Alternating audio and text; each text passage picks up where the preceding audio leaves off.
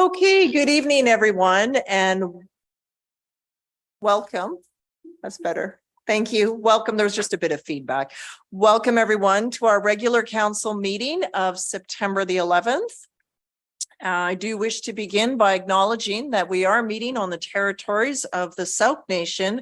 However, the district boundaries do sit on the territory of the Shaanu Nation as well. So honoring both nations and thank them both for their stewardship of the lands and waters and relationship that continues to this day.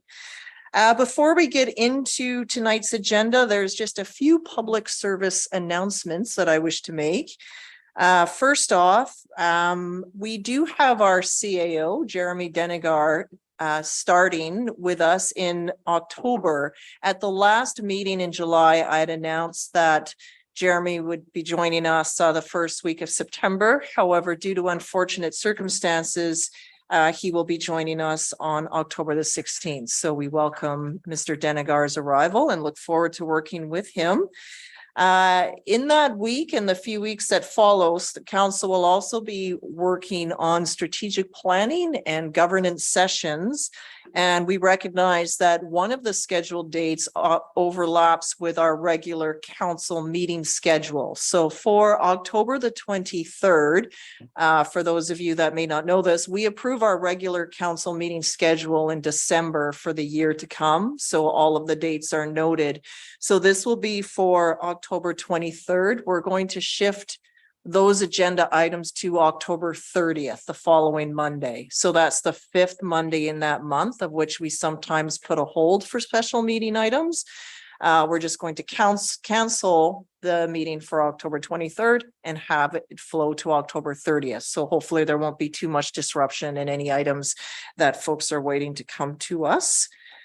We had also indicated earlier for the official community planning updates that we would have an event of some sort on October the 2nd. We are also going to be rescheduling that. Council agrees, and we feel it's important. October 3rd, pardon me, October 3rd. That Mr. Denegar, CAO, be present as we pick up these important community conversations. So we will schedule and announce when that new date has been set. So that's the other piece I wish to share. There was just the two items, I believe. Okay, great. Thank you. A bit rusty from having recessed for a month, but it's great to welcome everyone back. Council did have a bit of a restful time in there somewhere, I hope. I know I had a week that was nice, so I hope everyone else did as well, so that we could come back refreshed. I'd just like to thank our staff for continuing on with all the working operations, covering off vacation leave for each other as needed. And it was just a busy summer. I'd also like to acknowledge our fire department and response for yourselves and all the mutual aid efforts, keeping our community safe through the summer with the dry seasons, as well as the numerous community events that were held as well. So many thanks to everyone involved, our fire, our CMP, first responders, as well as essential services and all the community organizations that did so much over the summer. That makes us a proud community and one I'm very proud to live in and call home. So thank you. And on that, we will go into today's agenda. We'll have more updates from councillors towards the end. So don't rush out of here. We'll be all fresh right till midnight, I'm sure. So happy to have you all along with us as well. And thank you to those viewing online. But maybe not midnight. Just wanted to see if anyone was listening. Okay. So on that note, I will look for approval of tonight's agenda with one change, and that would be to move item 10.1 to immediately after item 5, adoption of the minutes. So 10.1 will be our fire quarterly report. That'll follow approval of the minutes. And council, also please note that there are emails and letters from residents in regards to the variance for 6519 in the supplementary information. So looking for agenda with the inclusion of these items and to move that other one. Moved by Councillor Pearson and seconded by Councillor St. Pierre. All those in favor, please. And that's unanimous. Thank you. And councillors, just a bit of housekeeping. Remember to use the microphones so that everyone in the room can hear you, as well as the good folks joining in from home. Okay, so that brings us into item 4, which is our public and statutory hearing portion of the agenda. And this first one will be for 6519 Throop Road, please. Over to staff.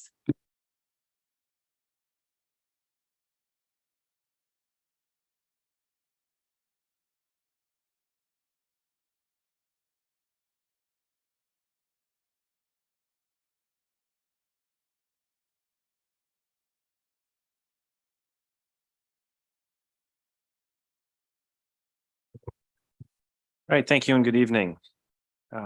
This is a development variance permit application for 6519 Throop Road.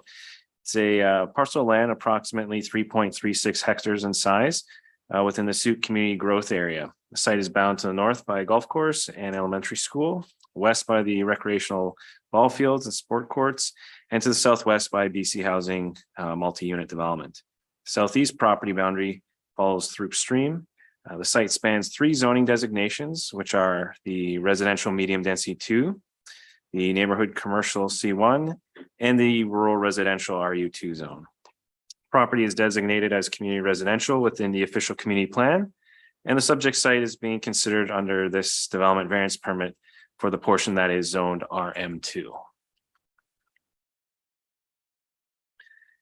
A development permit has been applied for to construct a mixed-use building and a 71-unit townhome development, and that is currently with staff under review. Now, section 3.24 of the zoning bylaw requires a building setback of 15 meters or greater from the top of a slope of 30% greater, or 30% grade or greater.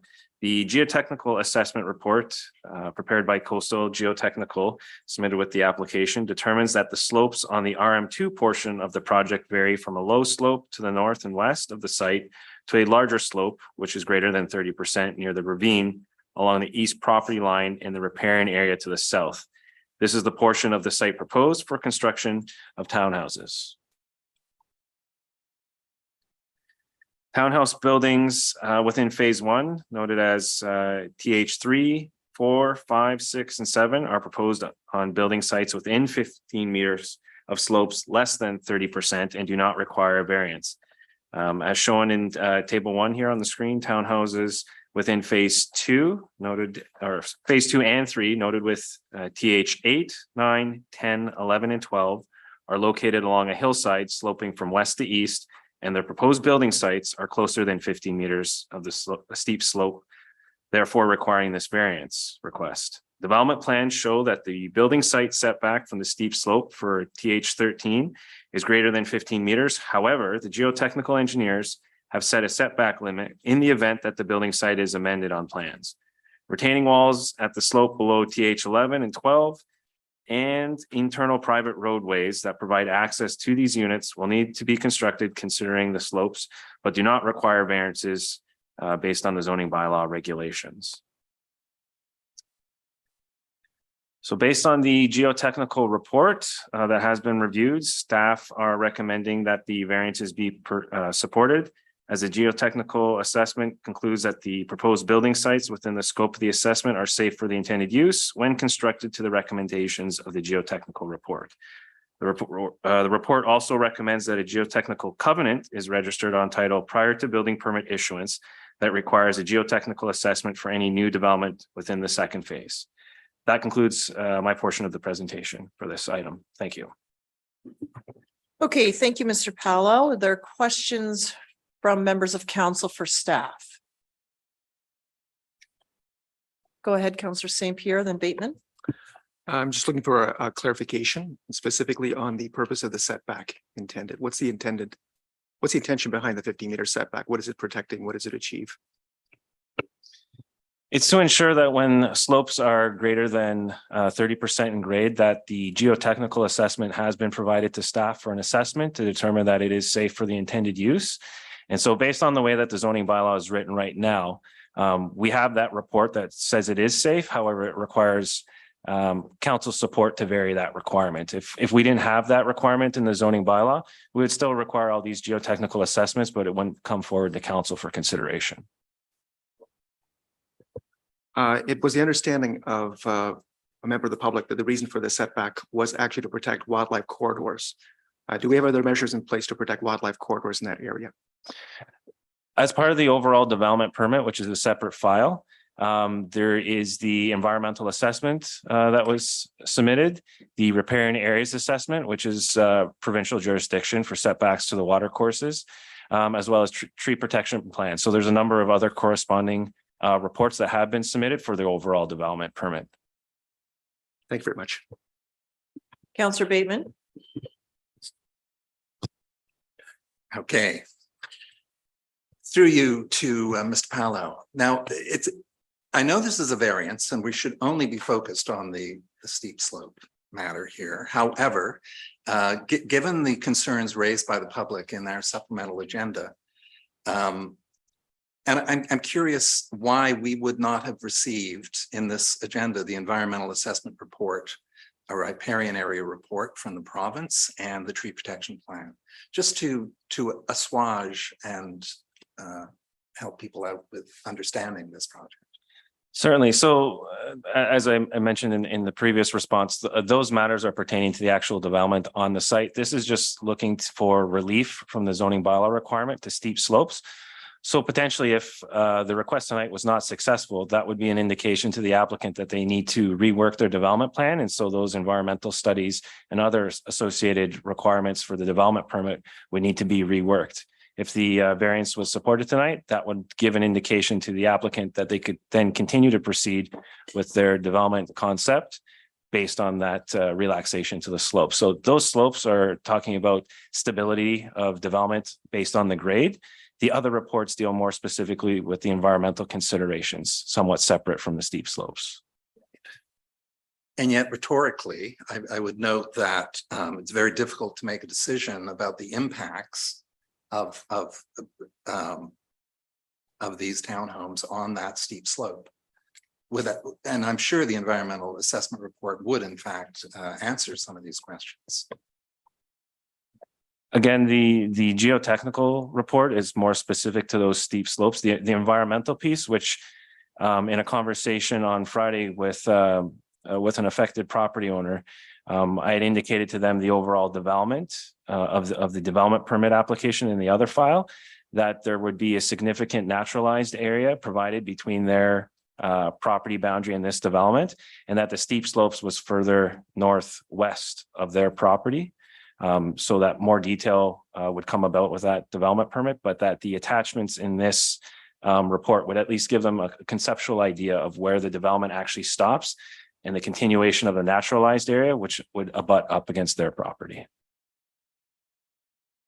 Okay, I'll just I'll pull from this supplemental agenda Sean and Melanie Porter's letter, which sums up a number of the concerns. And one of their questions is, why did the developer not consider this when making plans vis-a-vis the layout of this of the townhomes on this site? The applicant is in the audience. However, in most instances, going through the review process, the reports are prepared, and going through various reports, we analyze to see where these bylaw compliance pieces are provided and where there isn't compliance. As we eventually completed our review, this was noted. And so it's either for the applicant to revise their application or seek a variance. And so based on the overall design, the applicant had a geotechnical report that said, if built to the recommendations of the geotech report, it would be satisfactory. And so that is how they proceeded. I'm not sure if council wishes to hear from the applicant more detail on that, but that's typically what occurs in these instances. If there's a professional report prepared that says following these recommendations, the site can be safe for the intended use, it's generally found that the applicant will proceed in that manner and seek a variance. I wouldn't mind hearing from Mr. Bucci if you would allow that. Yeah, no, we'll certainly open that up because staff will answer their piece, and then it would allow the applicant that opportunity as well as members of the public. And then we may also want to then determine if staff can answer them or if the applicant can. So perhaps I'll invite, you're concluded, Mr. Powell? Well, I was just going to add that based on the density allotment for this area and the proposed configuration. It also lended well into the conversations we had with the applicant for providing that naturalized area to remain and to actually build a trail system that we would hope to eventually lead up to Sea Park at some point. So allowing that access onward to the east portion to connect with Sea Park. So that was taken into consideration by the applicant. Was that trail system mentioned in this report? I don't think I saw that. I did. It may have only been shown conceptually in Okay. one of the graphics. Okay. Okay, so perhaps I'll invite the applicant forward just to make any initial comments about it on what council has said. And then we'll turn to members of the public for input on this as well, please. Thank you. Just to answer your question about the design, honestly, those are the units we're most excited about, more for the new homeowners because they're going to be almost like a treehouse, right? So it's that treehouse effect on it. Density was the issue. We're trying to provide as many homes as we can in Sooke because obviously we need them. And in order to get the maximum density that we could, we had to use that sloped area. As Mr. Palo mentioned, the whole southeast we're leaving empty for more of a park area, trail systems and stuff like that. And that's where it's closer to the riparian zone that is of issue, is the southeast corner. So we're not having any buildings in that southeast corner to save the wildlife area along the stream or river. And then, but the steep slope, the geotech was very happy with it. They drilled holes along the entire slope to confirm it was safe. So we deemed to move forward that way. Yeah, so that's behind block 13, right? Is this It's the most of the eastern boundary. eastern boundary? Yeah, the eastern boundary. Yeah. So towards the Sea Park side. Right. Most of that is sloped off at that tree line that's there. So we pretty much that whole side has to be retained up. Okay, I'm curious with this coast geotechnical report, which is very dense and technical, of course, as it should be. It does note the Cascadia subduction earthquake is expected to be a magnitude 9 with a prolonged shaking. Does that, what are your thoughts on that? Because it's due to happen within the next generation. If I'm being completely honest, then there's gonna be a lot more going down than just these townhomes. But I have to go with the geotech report. Like, I'm not the expert. We pay him a lot of money to say it's safe. He says it's safe. I have to go with it. Like, that's yeah. Okay, any other questions for the applicant at this point? Okay, thank Thank you. you. I'll let you out of the hot seat for now. Thanks. Thank you. Okay, I'll now like to invite any members of the public who may want to speak on this particular item. So this portion of the agenda is specific to this application. There'll be other opportunities for other public input when we get to the regular Q&A, but this is specific for the variance of 6519 Thurp Road. And so we have the letters. Thank you to those that have sent those. But are there any members of the public that would like to speak on this? 6519 Thurp Road.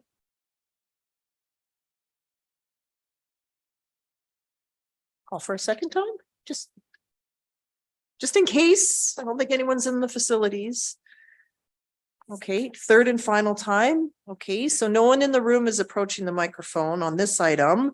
Council does have the items in the supplementals, so I'll turn back then to members of council. Do you have anything further that you wish to ask of staff or the applicant? So as I understand it, this has come forward as part of the planning stages of this.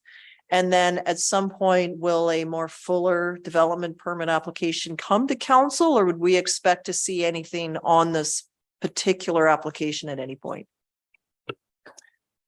Pending further review of the development permit, if the application meets all of the criteria for the delegated authority, that permit can be approved by staff. Otherwise, it would come forward to council. So there is that opportunity for this application to be issued a development permit as a delegated authority by staff. Okay, so then this will likely be the only time that council will weigh on this particular item. That's correct. Okay. And then, so Mr. Paolo, just to clarify, like where you mentioned the trail system and the like, because I think that piece is missing, as Councillor Bateman had indicated, because sometimes I think it is hard to follow how things come to the agenda, at what time or what process. So I think it would be a benefit just to respond to the queries, just to say, and I'm looking at in the geotech report itself, where it shows the grouping of the homes, the proposed homes, and then the green space that's remaining with what looks like the trail going through the site in sort of a circle, it looks like.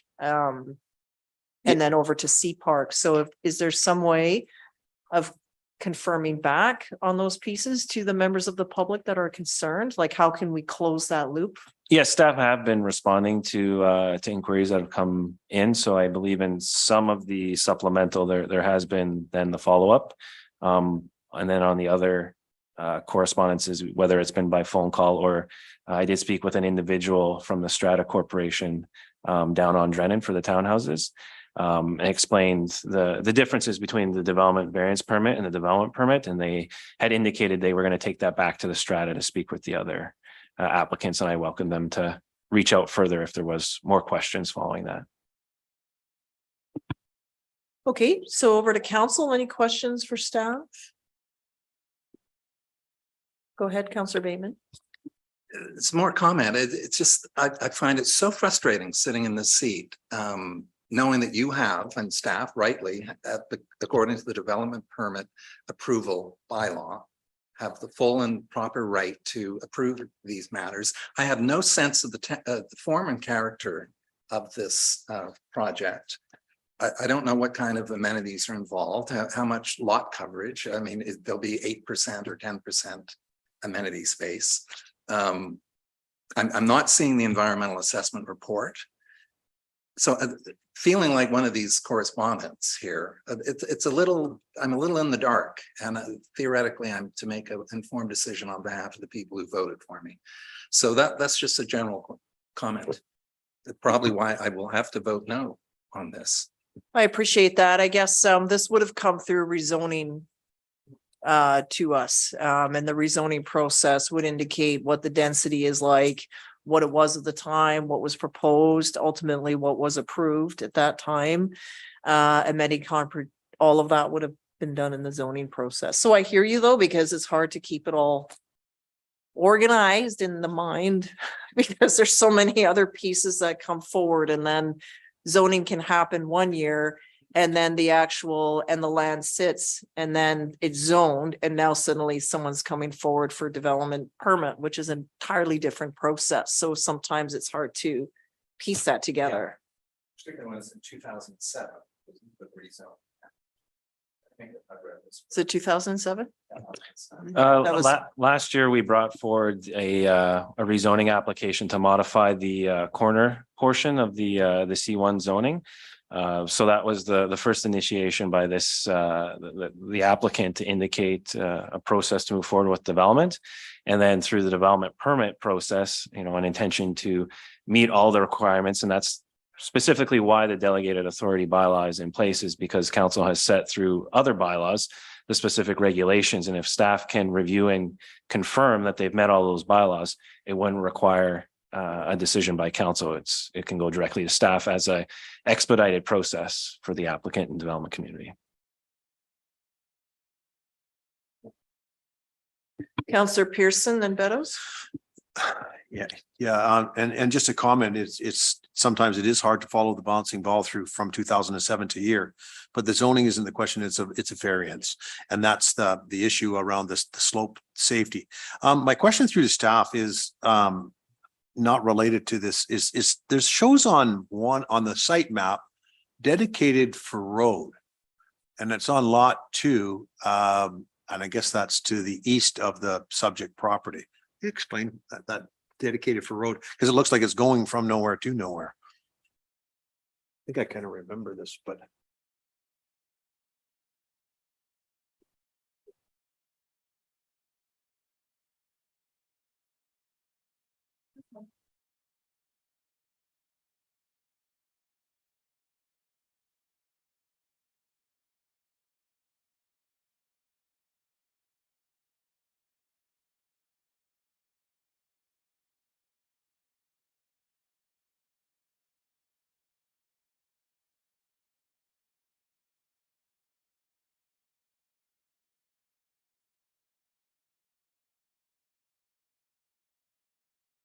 Sorry, we're just checking because council was updated on this. We're trying to think when.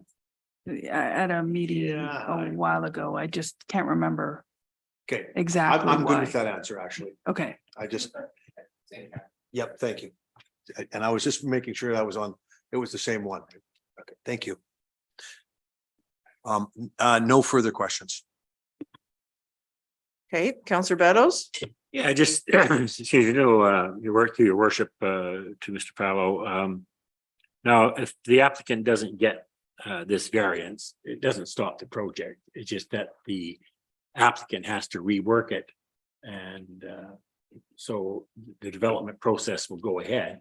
It just, you won't get the variance. Is that correct or?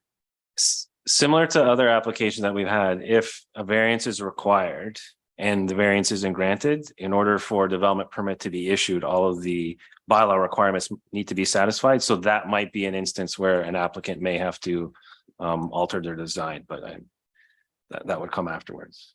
Okay. Yeah, no, I just wanted to add that sort of from an engineering opinion, the requirement for the steep slope in the zoning bylaw is kind of redundant. It would almost have been in place if geotechnical requirements were not required for a lot. So the applicant could theoretically build on that or put stuff in that entire area, strip that entire area. This is just allowing him to facilitate using the land up to a certain point to the top of the slope. So ultimately, because geotech reports are required for these developments, the geotech is going to govern how close he can go to the slope. And the requirement in the zoning bylaw is absolutely redundant. So from an engineering perspective, I'd fully support this variance. Okay, Counselor Pearson? I'll move the recommended action. Okay, so it's moved that council authorize the issuance of development variance permit PLN 01802 for 6519 Throop Road to vary section 3.24 steep slope setback of the zoning bylaw to facilitate the construction of a multi-unit townhouse development. Seconded by Counselor Beddoes. Okay, would you like to speak to it, Counselor Pearson? No, I appreciate the the district's engineer clarifying that at the end, and I've got it now. Thank you. Counselor Beddoes? Yeah, I guess the hinges on me, this is variance, and we have a geotechnical report saying that it's safe. And again, thank for our engineering staff to confirm that. So I'm happy with proceeding. Counselor St. Pierre? I'll be voting in favor, and I want to make a few comments quickly. I think there's a lot of confusion often with the process with the public. In this particular case, as Councillor Beddoes clarified, development would go forward one way or another. This is simply a variance to allow for better use of the site and better development. Staff has been very careful to work with the proponent to make sure that the riparian area is protected, although that's not necessarily clear in all the documents we have in front of us, which is unfortunate, but that's actually the process we have to deal with. Looks like we'll be looking at a park, trails, green spaces. No, the site will not remain in its naturalized state, but developers can't be expected to purchase property and not develop them. No one would expect that to be the case. It's just too expensive to buy land. The role of staff and council is actually to plan for a better souk. One of the things I did notice in many of the correspondence was the idea that council and staff were not caring about the environment. One of the things that council and staff is doing for the environment is actually trying to increase density so that we can actually reduce GHGs by having pedestrian areas, cycling areas, denser infrastructure, more local economy. These things are actually necessary. Affordable housing is also critically necessary for us to be able to actually meet all those goals for the community at large. So although it may seem that by allowing naturalized areas to be developed, that we're not caring about the environment, in fact, we're actually doing our best on a different scale, in a different way. And that's our responsibility. And it's not always clear, but I wanted to clarify that as well as I could. Thank you. Other speakers? Just have a clarifying question. And so this is where like there is provincial authority over the riparian area itself. And this is where would we expect to see that there be some kind of fencing to protect that area? Or is it all like I recognize that some clearing is going to be done where the homes are going to be, but in some cases, is there not where you see that mesh? I'm doing this because this is meshing. Yeah. In case you're wondering, the visual. where we would expect to see that protecting the stream corridor itself? Yes, you're referring to the riparian areas protection report that gets submitted to the province. And when accepted by the province, those recommendations contained within the report are required to be implemented by the developer. And that makes up a portion of the conditions of the development permit if one is issued. Okay, because that's the part where in the geotech is said, yeah, this is fine, provided these measures are done. And I think that's important to share, that we also expect that those measures are looked after. So that's what council, well, staff, not council, will be looking for to ensure adherence to that. And that may provide comfort to the impacted area that no, they're actually, this is going to be cordoned off. This is the fencing, this is protected. Those are natural areas that are important to all of us. So I think that's important to note. Okay. Okay, and then that's where the clustering is, to have more of the area intact. This might need different trails though, because I went through a SPIA and encountered a bear right directly on the other side. So sometimes we need different paths to separate the humans and the predators. But okay. All right, anything else from members of council? Okay, all those in favor?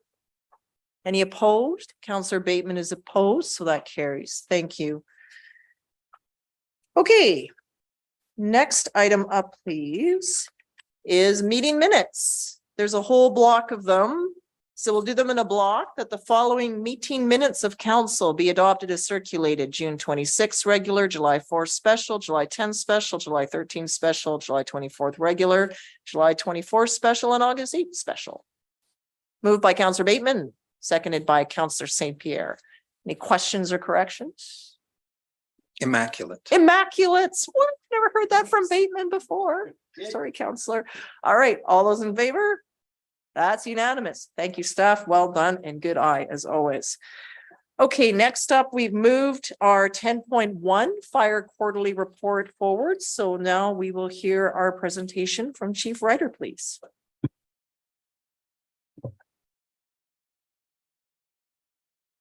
Thank you, Your Worship. And council, good evening. Oh, just a second, sorry.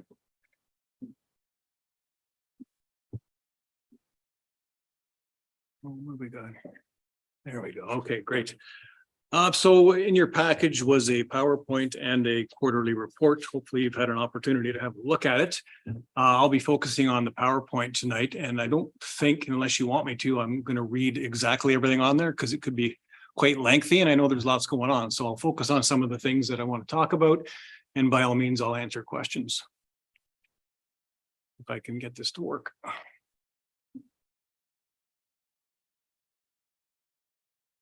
Can you help me, Carolyn, please? There we go. Okay, so this, I broke this report up into two sections because we had a bit of a recess in the summer. So this particular slide is from April to June. Lots of things on there. One of the things that we participated in was at the Metchosin Learning Center, and it was the Fire and Life Safety Expo, where a lot of the island fire departments get together, and we try to educate our youth. So it was a great event. We had Colwood, Langford, View Royal, Souk, CFB, Esquimalt, RCMP, and ICBC Insurance was there. And it was a couple of days of lots of activity and lots of education for the youth. And I managed to get over for a little bit, and it was a very impressive event. It was my first time I've seen it, so it was nice to be part of that as well. We had staff there, and they were educating the youth on campfire safety, which is appropriate given the challenges we're presented with these days. So it was very successful. And just to further note, that particular event that will be moving forward on an annual basis has been dedicated in the memory of Lance Caven, who was a Langford firefighter who passed away from job-related cancer. So that's in his name moving forward. So that's nice as well. We had our annual broom collection here in Souk, and it was a very positive event. Once again, I think we probably doubled the amount of broom we took in from our previous year. And as most people know, broom is a threat to our community in regards to wildfire. So it's good that people are deciding to start to clean up and mitigate that threat. We also attended our ESS group, and our Fire Smart folks attended the Soukarama at the Sea Park Center. a well-attended event, and we got lots of good feedback from folks that stopped by both booths to gather further information. At the beginning of the season, we've done a lot of work with the regional emergency management group and focused our energies on heat emergencies and identifying cooling centers for our Souk residents. Those are a few of the highlights. Okay, so here we have some stats for Q2. I won't break them down exactly, but you can see in the top left corner that a significant amount of our energies and resources go towards medical responses. It's one of the things that I think we need to take a closer look at and try and get a handle on what the impact to our services and what the costs associated are. So at some point in the future, I'd like to sit down with mayor and council and have further discussion around this. There is some movement and some lobbying going on at UBCM this year. There's a resolution being proposed that speaks to getting some additional funding for fire services based on the problems associated with BC ambulance and wait times and responses and such. So the goal would be to get support from our mayor and council in regards to this initiative to provide us with some funding for some of the things we're doing. Some of the other things, public education events that usually focuses around our child car seat clinics we have at the hall, station tours, our truck goes to the different schools, Fire Smart home assessments are grouped in there as well. All sorts of things like that. Alarm activations are just that, false alarms or actual alarm activations, MVIs, and then a non-emergency calls for service, which could vary for all sorts of different things, smoke detector issues, battery replacements, reinstalling smoke detectors, those sorts of things. So you can see for Q2, that totaled about 322 calls. We'll move on to the next slide. Okay. All right, so on this particular slide, we've put in for a UBCM grant to continue our Fire Smart program. It is in the final stages of a review right now. We've sent it back and forth a few times just because we had to make a few tweaks to satisfy the format and such. So we're hopeful that in the next week or so, we're going to get notification of a successful grant application and we can continue on with the important work that we're doing there. We also participated in Island Ignite. So for those of you who don't know, Island Ignite is a program that it highlights what we do in fire services. It was held at the Victoria Fire Station number 3, and we sponsored 2 Souk youth and provided an opportunity for those girls to attend this camp to get an overview of what the fire service is all about, with the goals of trying to attract more females into this service. Our Fire Smart coordinator was present and facilitated some of those things. I managed to get down to have a glimpse at what was going on, and it was again a very successful event. And with the support from the district and the IAFF, we were able to participate in that. Again, heat response planning continued on through the summer months, and this particular slide, I wanted to just showcase that there's a portal that's up and running that can provide our residents with areas where cooling centers would be set up in the event there was a heat emergency. To this point, we did not have to open up a cooling center based on the weather, but having said that, we were prepared and we do have plans in place for such things. On October 10th of this year, we're going to be having Blackwell and Associates attend a council meeting to present the updated community wildfire resiliency plan. So we look forward to sharing that with council. A lot of work went into that. And the goal is to get that implemented and start using it to look at where we're going in the future in regards to our Fire Smart. And it will help us allot certain amounts of money to different initiatives to keep the community safe from a Fire Smart point of view. So that'll be a good thing to get up and running, so to speak.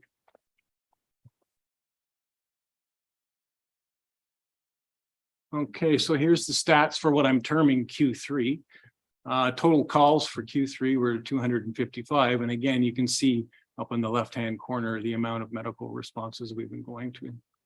So if we look at the year, so the previous report I did to council and with these stats here, we're sitting in around 830 plus calls to this point. So we're on trend right now to probably bypass what we did last year.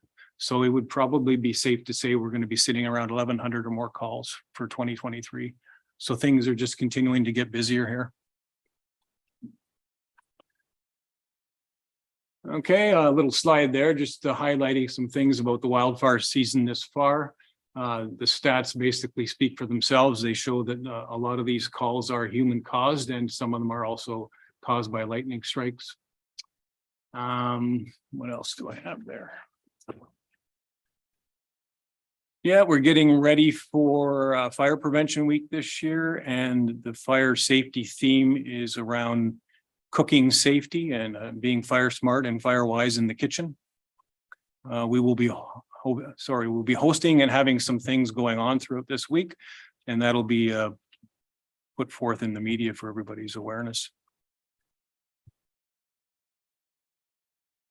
And some of the things we're working on for next quarter are obviously budget. We're getting ready to start working with the rest of the team and council with budget. We're onboarding a new emergency program manager. I made that announcement earlier in the week. We're excited to have that position start. As you know, there's lots of work to do in that area. And instead of us trying to do it off the corner of our desk, we've been privileged by having council support this position. So now we can have a dedicated resource and start making some plans and moving forward with our emergency management plan, but also having a presence on the climate change committee and doing some work on behalf of them. We're also still looking at other grant opportunities. Obviously, FireSmart is the one that's usually in the forefront for us. And there's some grants from an emergency program point of view we're going to look at as well. And then last but not least, we will be starting to prepare for collective bargaining with the International Association of Firefighters. I've also highlighted some of the things that to reflect on for the previous quarter. And obviously in the news every day pretty much was the wildfire events all around the province. We were fortunate enough here not to be involved in any of those. What that means is there was nothing going on close to home. However, we did provide some support and realign some of our vehicles to allow Otter Point Fire to send a vehicle and some of their staff to the Okanagan to assist over there. Our new response model is in place and seems to be working rather well. Staff are settling in and starting to get used to the night shift. Paid on call have been a big help for us, filling relief shifts and covering off some crew shortages. And we are currently involved in recruiting more paid on call. And to that point, that's all I have for now. I'll take any questions. Thank you. Thank you very much for the update, Chief, and for all that you've done over the last 2 quarters. Questions from members of council or any comments? Go ahead, Councillor St. Pierre. Just a quick clarification. I noticed a statistic in the hectares burned of a cost. That's the cost for firefighting services, I assume, not the value of the timber that burned. Sorry. In the presentation, there was something like $441 million cost when a huge number of hectares burned. Was that the cost of firefighting services, I assume? Yeah, that's for suppression. Thank you. Yeah, and just thanks for bringing that up. I didn't have this year's stats because they're not out yet. Thank you, Councillor Bateman. Yeah, thanks for the presentation, Chief. I'll cherry pick one thing I read on social media among the many I could possibly bring up on any number of subjects, but this one related to someone posted, okay, so a rapidly approaching wildfire might be approaching Souk. What's going to happen when 15,000 people get onto that road and try to get away? So give me a big picture response to a fear like that. That's a rather complicated question. Yeah, that's reality. That's where we're at, and everybody knows it's no secret that we've got one way in and one way out. And you know what the hope is that I'll go back to the beginning and let's hope that everybody's really looking at what's going on and they're fire smarting their properties, because that's the first defense mechanism, right? You know, if we were to assume the worst, maybe we're going to get on some boats and get off this stretch of land and get out into the water. You know, I mean, sort of being silly, but not, you know, but I don't have that answer. You know what, we have to take a careful look at what we're doing and where we have the ability to go and be safe. And as you know, this island has lots of forest and lots of fallen timber and lumber and those sorts of things. So we really need to take a close look at what we're doing and start to plan. And as I said earlier, now that we have a dedicated resource, we will be doing those plans and focusing on our threats that we have. And the threats obviously for us are like tsunami, earthquake, wildfire, and pandemic, which we've lived through already. But lots of work to do. And again, I don't really have a specific answer for you. Let's just hope that, you know, we're fortunate and it doesn't get to that point and we'll have some time to plan appropriately. Yeah, when I heard that from anecdotally from someone over coffee, I said, well, the Emergency Operations Center will be open and the professionals will be in touch, right? In the event of some disaster. I noted in your report, you said there are 3 new fire hydrants arriving in Souk. How do you determine a location for these fire hydrants? So it's a program that the CRD has put out long before I came here, and they usually reach out to us and they ask us to look at our service area. And then I put that email out to staff, and then we look at our mapping and see where there could be an extra hydrant to assist us in our response. So I usually get a flood of emails back with everybody having a wish list, and then we sort of focus in. We go back and work with the CRD, and then we do site visits, and they determine which are more feasible from a cost point of view and how laborious the work may or may not be. So we did that, and we've picked our 3 sites. I don't have them off the top of my head right now, but we do that annually. It's a great program. I'm not quite used to having that luxury, so to speak. We're in pretty good shape from a fire hydrant point of view. So if this continues on, it's only going to get better for us. And then with new development, obviously we have those things in place already. So, but yeah. And business inspections. I didn't see any stats on it. No, that's true. We have been doing them, not as ambitious as I would like to be. Having said that, as you know, our model has changed a little bit. So on a platoon, on any given day, we have 2 firefighters. There's an enormous amount of work to do on a daily basis in a fire station, and business inspections is usually one of those things.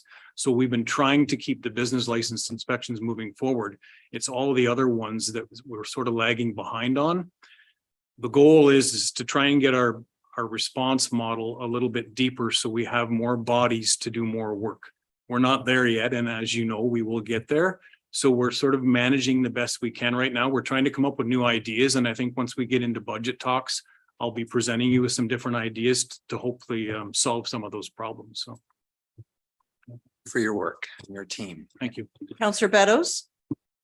Yeah, this little observation, having recently been involved in a motor vehicle accident where my car was totaled with me in it. I wasn't totaled. I just want to pass on to the fire department. There's something very calming when you're in a befuddled state on the side of the road, your car is ruined, and these firefighters come on, cool, calm, collective, take charge of the situation. I very much appreciate it. So thank you. Thank you very much. Do you have your, go ahead, Counselor Pearson.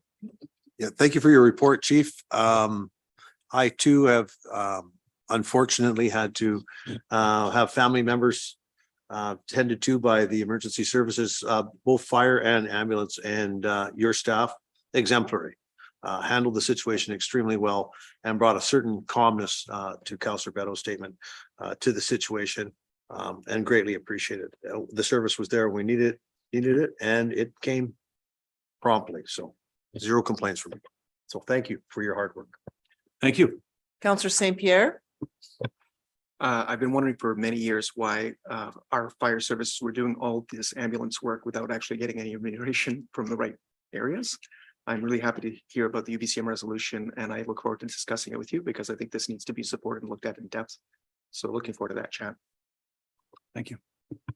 Thank you. So just on that, there's 2 UBCM reports, Strong Fiscal Futures, and also another one, Ensuring Local Government Financial Resilience, that describes the cost pressures and how they're escalating. And so I think that's also what's prompting the resolutions that come on the floor at UBCM, because we've grown roughly 72% since incorporation, and we have the same amount of ambulances, and they're very busy. And so we have accepted a provincial responsibility, but the only other option is to leave our residents with nothing.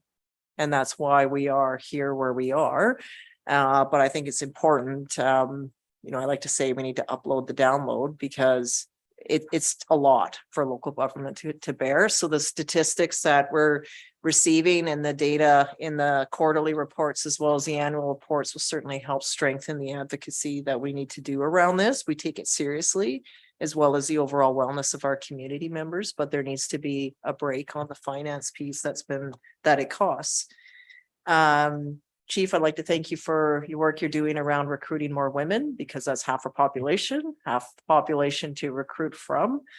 And similarly in hockey, not that I know hockey all that well, but in the world of minor hockey that I have walked into, there is a lot of work around building up teams for girls, because especially as players progress, sometimes at a rep level, then you'll have one player in one change room by themselves, not with the team in the other. And women and girls like to play with each, like have that camaraderie with their peer network. Similarly, maybe that's a barrier to participation in the fire services where it's predominantly male dominated. And then you need to, like, one woman, while not would be welcome, but when it comes down to turnout gear and changing in the leg, needs a certain amount of privacy. So there is a locker room talk that builds team as well. So it'll be interesting just to see how you explore that over time, what the barriers are there. Wondering around daylight savings, for a while there was chatter that was going to go away. I don't think it has. I think it's here to stay, but there used to be some messaging outwards to the community, like it's daylight savings, change the batteries in your smoke detector. And that used to be a reminder for me on, I don't know where, I think it came from Souk a long time ago, but it stuck with me that that's what you needed to do. So when I heard that daylight savings might have gone, I'm like, how will we ever remember to do this? And maybe I'm the only one doing it on that date, but there could be just a way to tie on to the messaging. You gain an hour. How can you fire smart your property in this way? Because certainly communities that have done that are now sharing how it's working in their communities and how they're keeping their residents safe. And so there may be a way of building on that messaging in a fun way. To your point, Councillor Bateman, I think there's no, I think about that all summer long. There's no one plan fits all scenarios because of where an event would come through and where it happens and where you need to move people. I have learned that so many of our staff are trained, and if they're not at home in Souk at the time when an event breaks out, they would certainly be welcome at any local government office in the province and would be set up to connect into the EOC as it stands here. Just like I'm certain if I was I am the mayor right now, let's say you were the deputy mayor, there was an event you needed to connect, you could go to any town hall, like any city hall, any local government, as we would welcome other local government peers or operators to attend, would reciprocate in that same way and provide that resource, because we can't all be, we're not in Souk all the time at all hours of the time. Sometimes an event can occur when we're not here. So I think that's where the work that we're doing will help be able to share out to our community. Like, look, we are prepared for multifaceted scenario, many scenarios. We've done simulation where an event would come through, what would it look like? And that's why, like, participating in the Great Shakeout or Fire Prevention Week are all very important reminders. Have you done your escape plan at home? Do you have your kit, your grab and go, all those things ready to go? And you build them, but you don't harvest from them. You need to leave them intact when you need them. So it's ongoing work. So thank you, Chief, for doing that. Lastly, I'm one of the stats myself. Had the whole show outside my home, not for my father, it was for me. It was extremely calming to see I heard of the fire truck is here, or maybe I saw someone coming, and it settled me down in an instant. That is a time where people are extremely vulnerable, extremely out of character, very much themselves, and just having somebody deliver in that moment, but also to provide a certain level of dignity and respect is also not just respecting me as the mayor, but me as a human that was on my floor that day. So thank you, because it's a very tough place to be. And it's just, it's something I always witnessed in the earlier stats around my father, but didn't expect to endure myself. So thank you for that. And I really appreciate that very much. So On that note, let's look for a motion then that council receive the fire services quarterly report April to June, as well as reporting for July to September 6th for information. Moved by Councillor St. Pierre, seconded by Councillor Lajeunesse. All in favor? That's unanimous. Thank you very much. Okay, that puts us back into our agenda to item 5, or pardon me, item 6. 6 is delegations, and we have 2 tonight. The first one is entitled Sue Big Oil. So I'd like to welcome our presenters this evening for their presentation. And we will put 5 minutes on the timer for you. And that should be displayed. And when you start speaking, our staff will start the timer. But please turn on your microphone first. Excellent. Thank you very much. Important practical pointer. Thank you for inviting me to speak about the Sue Big Oil campaign here today. I'm Andrew Gage, a staff lawyer with West Coast Environmental Law, and I'm hoping to convince you that it would be fiscally irresponsible to continue to pass the costs of climate change onto your taxpayers and residents without making some basic efforts to recover a share of those costs from the companies that have profited most and share a major responsibility in causing climate change. Oops, sorry. Too far. So British Columbians have seen the cost of climate change, you know, the heat dome, the wildfires, both in 2021 and this year and in previous years, flooding. And Suk also has had some firsthand experience with those types of impacts. And so, you know, it was interesting to me to look at your financial plan and see now, my order is wrong here. See that about 20%, over 20% of your but your taxpayer dollars are now being spent for emergency preparedness and fire preparedness or fire fighting. And of course, those are, you know, that's not entirely climate costs, but that's something which is driven to some degree by climate change. There's of course road maintenance costs, you know, water infrastructure, and a host of other climate related costs that you're experiencing. The Insurance Bureau of Canada and the Federation of Canadian Municipalities estimates that Canadian local governments need to spend $5.3 billion every year to avoid the worst impacts of climate change. Now, sometimes there's grants, but of course, every local government is trying to get those grants and that support. Why fossil fuel companies?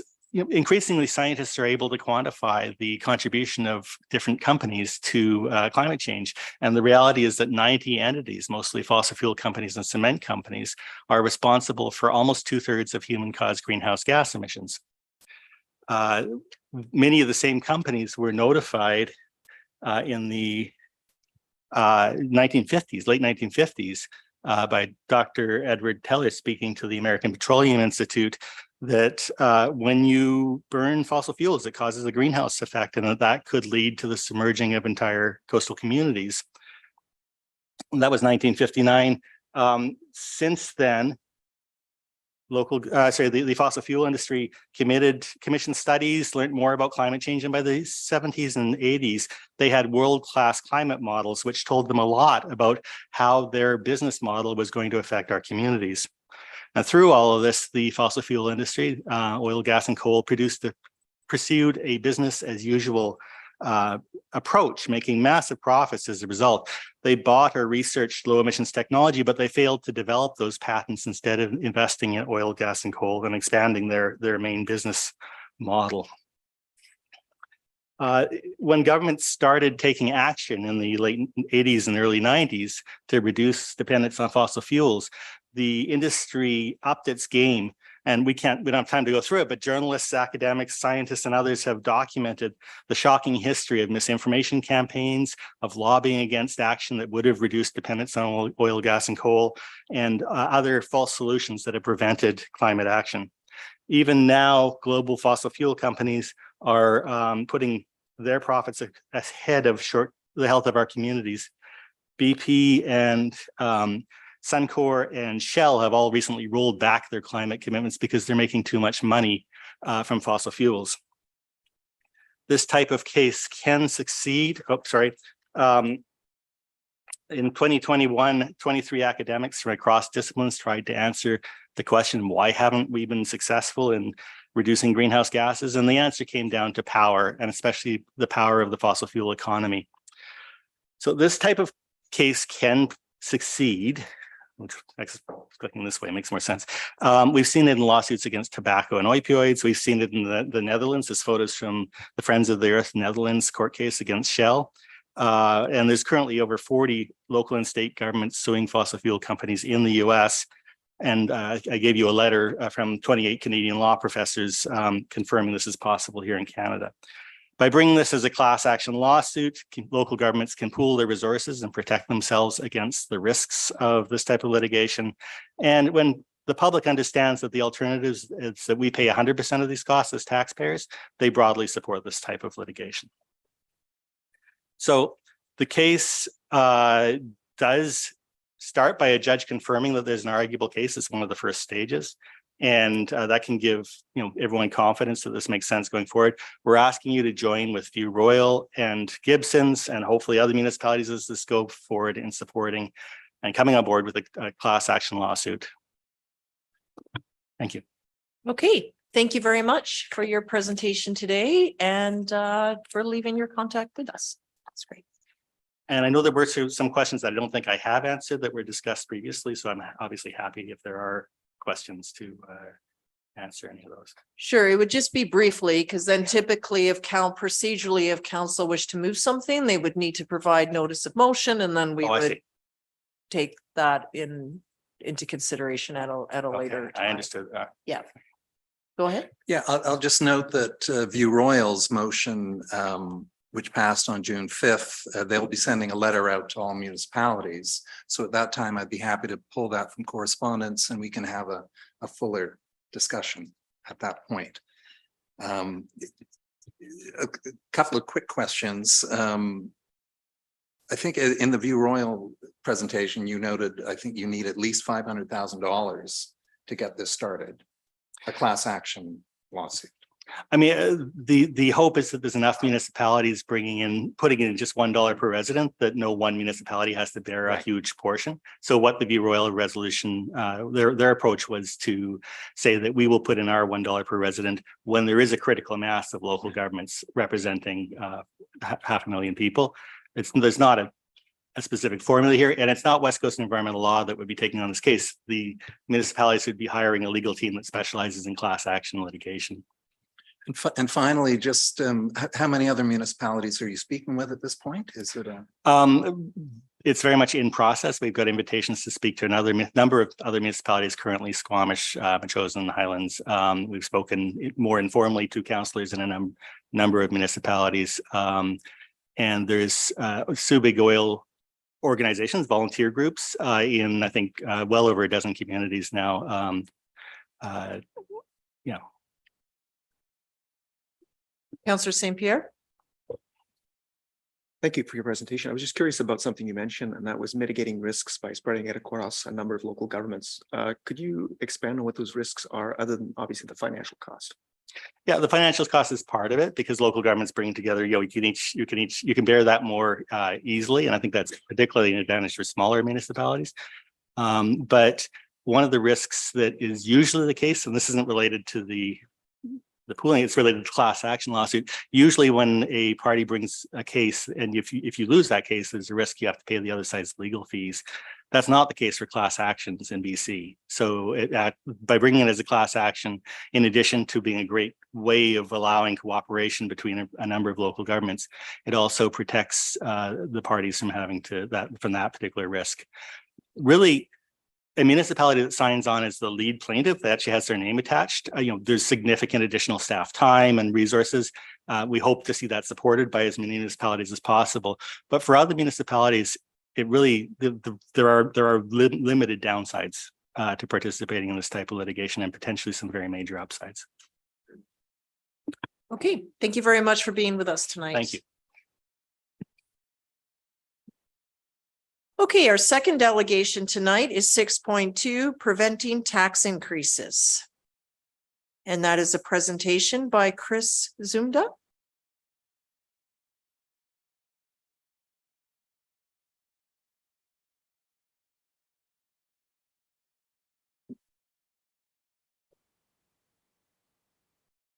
Sorry, I'm handicapped.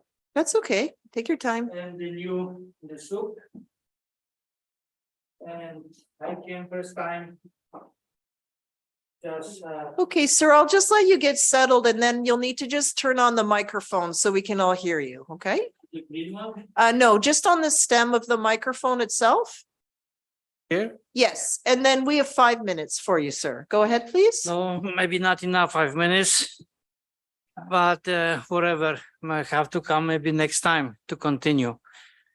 First time I came to just to blame you as a mayor and ask you the question, why you ignore me and didn't reply to me, to my message, which I'm waiting already 3 months. I left message to voicemail about the tax increases because I'm newcomer in Souk and warm welcome was $400 in my case, tax increases, you know, and I'm disability pension come up on a $9 increase. So doesn't match with the cost of living and new expectation. Many Souk people disagree with the increase $400. And how come you come this? I would like to ask you to send me the papers, how much money you received from property taxes last year and how you spend this money. Why no money for anything else, like for garbage disposal? You know, they cost only $20 per house. Why is the problem? I came from the place where the garbage was collected together from the property taxes. Here just going up, and I learned that you ran for the 3rd term as a mayor, and I don't know why you decide to run for the 3rd time when you ignore the taxpayers, you know, requests. I was have some ideas what to do to not increase the property taxes, maybe keep lower or the same level. And I want to talk with the all city councils together.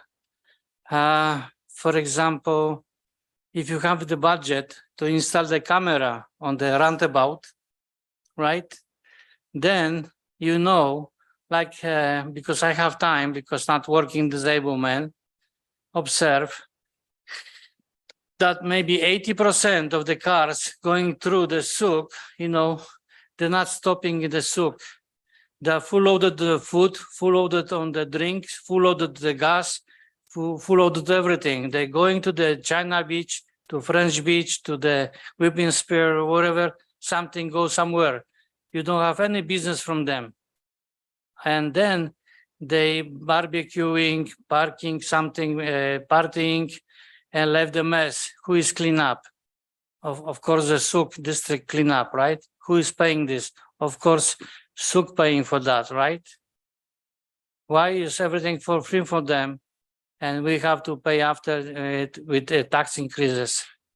So my idea was what to discuss with the city council. And that's what my purpose 3 months ago. I left message for you, but somehow you didn't come back to me. I'm very disappointed that find a project to have the sticker, you know, for the residents of Souk on windshield, and everybody else who is coming visiting our Souk district, you know, French Beach, China Beach, whatever, something they like to spend the weekends, offer them the coupons, not the tickets, but the coupons to spend money in Souk to boost the Souk economic, right? So for example, $5 per person. If they're coming car, 4 people, $20, they can free to buy something in Souk, gas, McDonald's, whatever, go to the market, buy everything else to boost economic, to have something budget. And for example, if you can collect $1 million of this for 1 year, this money for the coupons could be $1 million for the Souk inside, right? So we don't need to increase the property taxes. enough time or still have it? We appreciate those ideas and thank you for coming in. I want to We're- discuss to manage this project because I'm new and observe what's going on, seen. The second thing is like, I want to invite you, all of you, go to the public deck because I'm handicapped. Going down the stairs, my friend invite me for the crabbing, nice weather on the weekend. And I make it slowly go down by stairs, but disappointed that after maybe 50 meters, to reach the deck, is very rough. The two people hold me I can pass this. It's shame because, if I'm alone, I cannot make it. I can fall down and maybe get injured. And afterwards, suing the SUC for injuries. Can you go?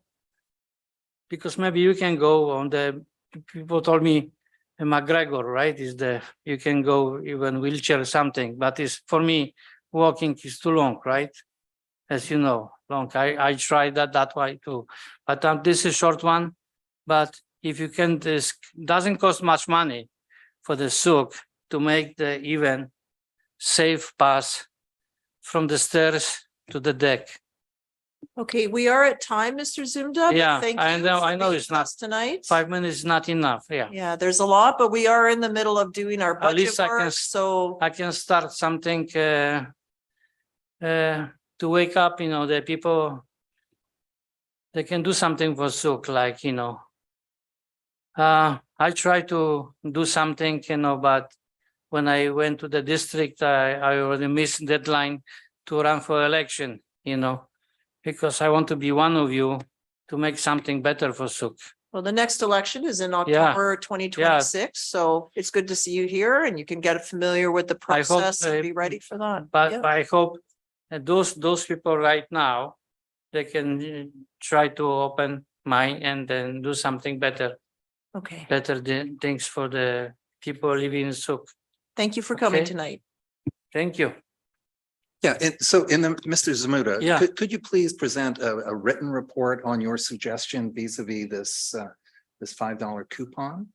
I'd be fascinated to learn more Yeah. about that, but I'll need to see it in writing. So I thank you. very appreciate you Yeah, here and can now. consider that kind of things, like me. Yeah, Because I usually live in Alberta, when you pass, for example, from Jasper to Calgary, you have to buy the ticket to go to the highway, regardless you living there or not living or visiting, you have to buy. So sounds I good. don't If want you to, put that in a I- report. I would don't want to do really this. enjoy reading that. Thank you, sir.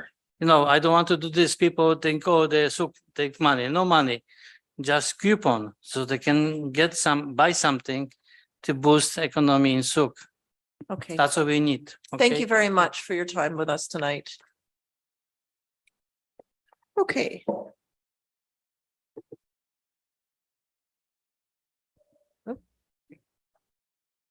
Okay, item 7, please, is the report of the Chief Administrative Officer. Thank you, Your Worship. Most of the events obviously are highlighted in the report here. Just wanted to draw your attention to a few of the items. For events, obviously, with summer coming to an end here, kids back in school, the last night market occurred. But the SUC Country Market continues on throughout October beside the fire hall here. Couple of events that didn't make the deadline for the report that we were aware of is the SUC Volunteer Tour, September 23rd. So encourage anyone to participate in that as appropriate. And we have heard that Kathy Vocino, is that how we're pronouncing this? Vocino is opening Monday, September 18th. So I know that's a loved meeting spot in the district, so glad that that's reopening. On an HR perspective, just wanted to welcome a few new staff members. We have Emma Taylor, our new manager of parks. We had Ayla, I don't remember her last name, apologies. Dufour, our new lead engineering tech who started today. And Manager of Community Planning will be starting mid-October. And as well as Chief alluded to, Jason Humphreys is our new Emergency Program Manager. So great timing for that. As the mayor stated earlier, the new CEO, Jeremy Deniger, will be starting mid-October. And we are actively recruiting for the manager of HR, building official, chief building official, planning and development administrator, and as well our director of corporate services. So I just wanted to highlight this for the record and just hope that everyone can join me in wishing Carolyn Machada well as she moves on to the Lower Mainland. Many thanks to Carolyn for her years of service with the district. She's been instrumental for the team, guiding our corporate and legislative services. And today marks her final meeting with us in Souk. I know for myself, Carolyn was one of the first people I got to know when I started at Souk 5 and a bit years ago now. She's been a great resource and ally for me. And I really appreciated her voice of reason, her history, and her ability to get any answer that we needed, usually within short order. So I know she's leaving big shoes to fill here, and wish her all the best in her next adventure.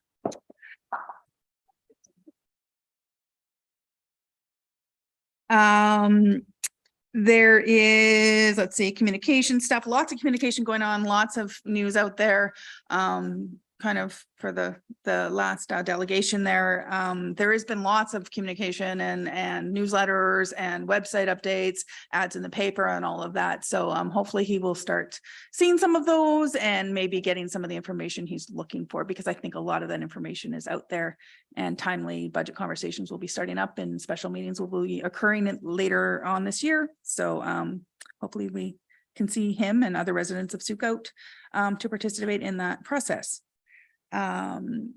Just for the news items, just wanted to highlight the ICBC road safety program, getting some new and improved crosswalks within the district. That's a huge benefit and helps from many prongs. A, saves money from my end, which is great.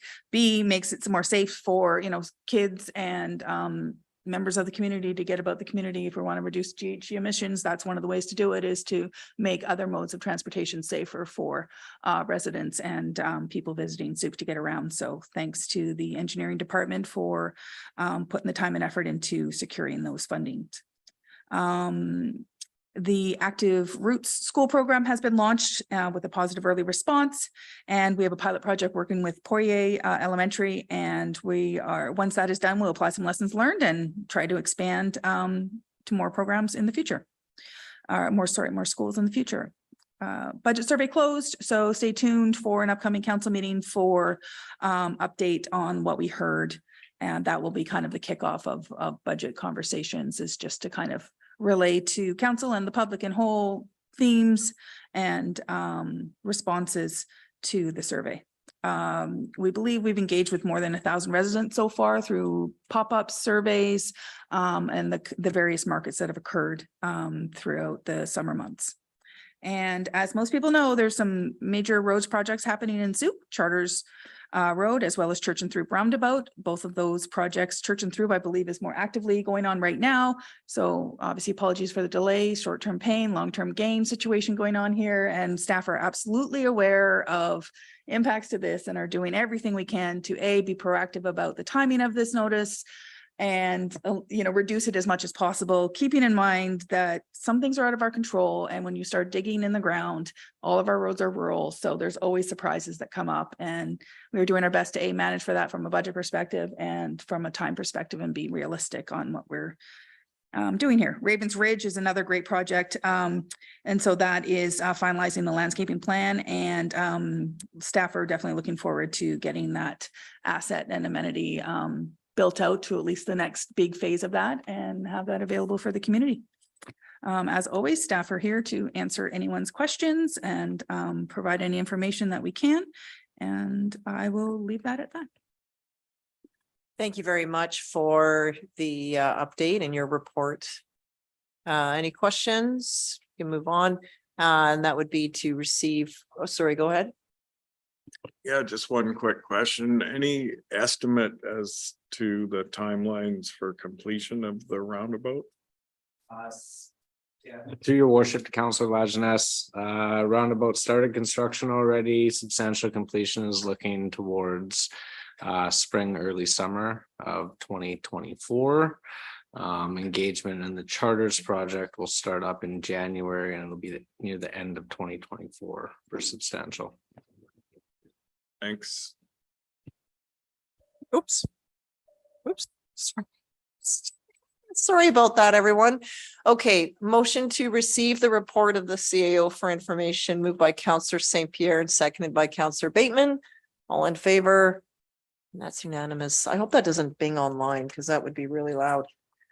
Okay, item 8 is our public question and comment period. So I'd like to invite any members of the public that would like to speak on this item.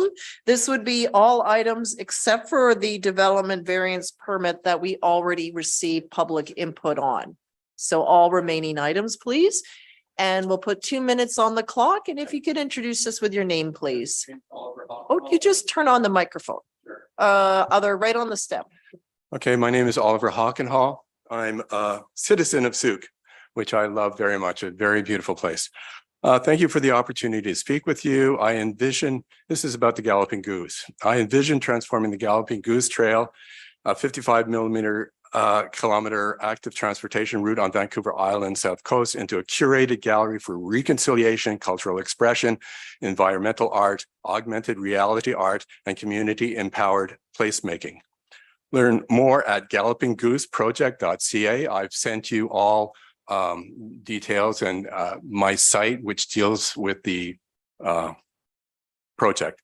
Currently, there are no First Nations land recognition signs or reconciliation efforts along the route. I believe recognizing territorial rights and restoring the area's ecology are essential steps for this project. In my opinion, remediation of the land, the eradication of invasive plants, to pre-contact days would be a clear act of reconciliation and the first expression of a committed environmental artwork practice. I'm seeking official support and assistance from the Souk District to introduce this idea to key players like the CRD and relevant First Nations groups.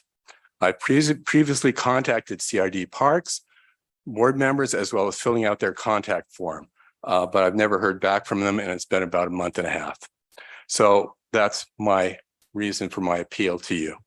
Supporters of this project include the Vancouver Island Tourism Association, BC Bicycling Coalition, Youth Climate Corps, and you should all be, I hope, become familiar with the Youth Climate Corps, which is an amazing development in the Northern Island. There may be an opportunity for further funding from the Canada Council for the Arts to help actualize the project through their innovative grant funds. It's a grant fund called Cultivate Program, which provides grants up to $250,000. They are in support of artists, community, government partnerships. Please feel free to contact me with any questions or concerns. Thank you for your time. All right. Thank you for being with us tonight. Thank you. Do you have questions or do we have time for questions? We just sort of go on to the next speaker, but thank you. Other speakers?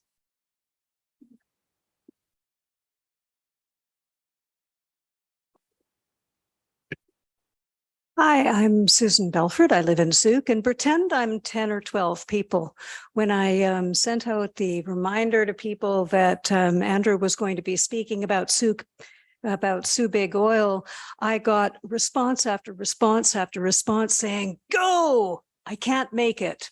So I'm actually speaking on behalf of quite a few people who are very supportive of the idea of Souk taking some responsibility for finding ways to cover the immense costs that are coming to us and become involved in the Soo Big Oil campaign. As the town of Uroyle has done, they have indicated that they will have that money set aside if the thing moves forward. So this is something that is at pretty low risk for you guys and could be big return for the rest of us.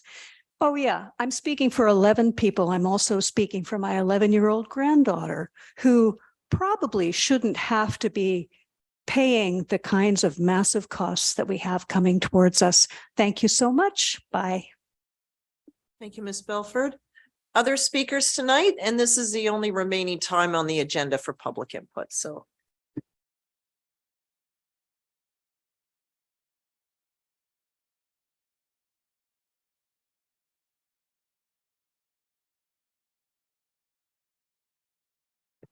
Are we set?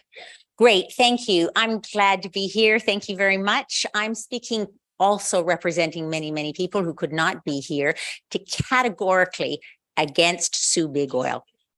Oh, yes, Veronica Pemberton-Villan, glad to be in Souk. Categorically against. First of all, there's too much misinformation in that document for me to combat all of it tonight. But as I said, we all know fire have nothing to do with climate change. No scientist says that. I can talk about droughts and everything else, but I won't. I'll tell you a story about Germany, who led the climate change in Europe and now have revoked all their targets, as has Sweden, because they said it's unrealistic. Germany got rid of all their oil. It emboldened Putin to invade. They have no oil. They came to us. They're deforesting. They're burning. They tore down a wind farm. They're mining lignite, which is the dirtiest form of coal. They came to Canada for our natural gas, which is a very clean burning fuel. And we said no. So they went to Qatar. Qatar, who has no women's rights, put homosexuals in jail or worse. And they outbid Pakistan. Pakistan, a huge country of millions of people trying to claw their way up to development, wanted to bid on natural gas, got outbid by Germany, which is a rich country. So Qatar is selling their their natural gas to Germany. And Pakistan went back and is mining coal to beat the band, as is India. We've got natural gas here. 40 million people die every year because of indoor pollution. I worked in development for 10 years because they're burning dung, coal, and wood. They're deforesting the planet and making it much more unhealthy. So we all talk about our children and grandchildren. Trust me, if we continue on this route, it's going to be way worse for our children and grandchildren. The world is going to be much angrier and much hungry. In Africa, do you know what they call our policies? Green colonialism. We apologize daily for colonialism 100 years ago, but we're now doing it with our policies. I'm against that. The last thing I will say, just to complete, is taxes. We should not be spending our money on that. Thank you very much. Thanks for your work. Thank you for speaking tonight. Do we have other members of the public that would like to comment tonight on any item of the agenda? Last call. Okay, we'll keep moving on. Thank you for the delegations. We move into item 9, which is our consent agenda. So that would be then that the correspondence from July 19th through September 6th be received and filed accordingly. Councillor St. Pierre? That's moved.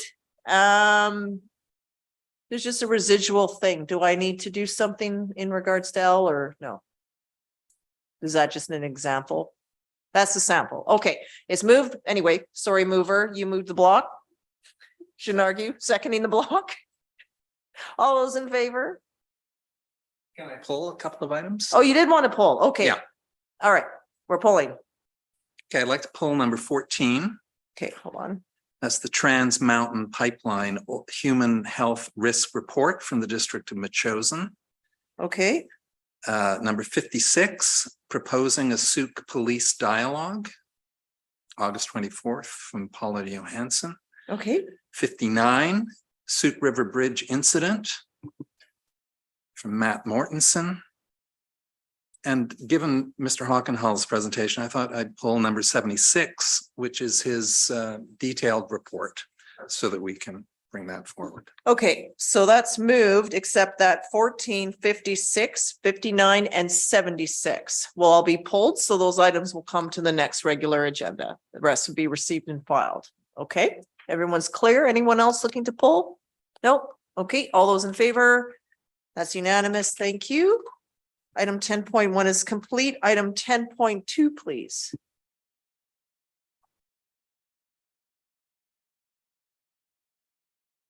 Sorry. Thank you, Worship. This report is just for a minor amendment to the fees and charges bylaw regarding the traffic and highway use permits. It's just to direct staff to make the amendment to waive our own permit fees under the capital projects that we're going forward with. Essentially, we would just be paying ourselves. So it's redundant, just a housekeeping amendment, and recommendations in front of council for consideration. Okay, thank you, Mr. Carter. I think while that might seem like it's a little cheeky, like not to charge ourselves, but I think it also just shows that the public can follow the bouncing ball in terms of this applies to everyone, right? And it's just the process and we bring it all out into the public.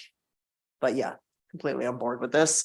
So that is council direct staff to bring forward an amendment to the fees and charges bylaw exempting District of Sauk works under contract from highway use permit fees. Moved by Councillor St. Pierre, seconded by La Jeunesse.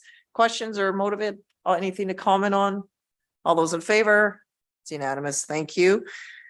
Okay, 10.3, Accessible BC Act municipal requirements update, please.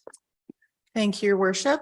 So the province brought into the Accessible BC Act, which requires local governments to do a few things, create a committee that will look at accessibility.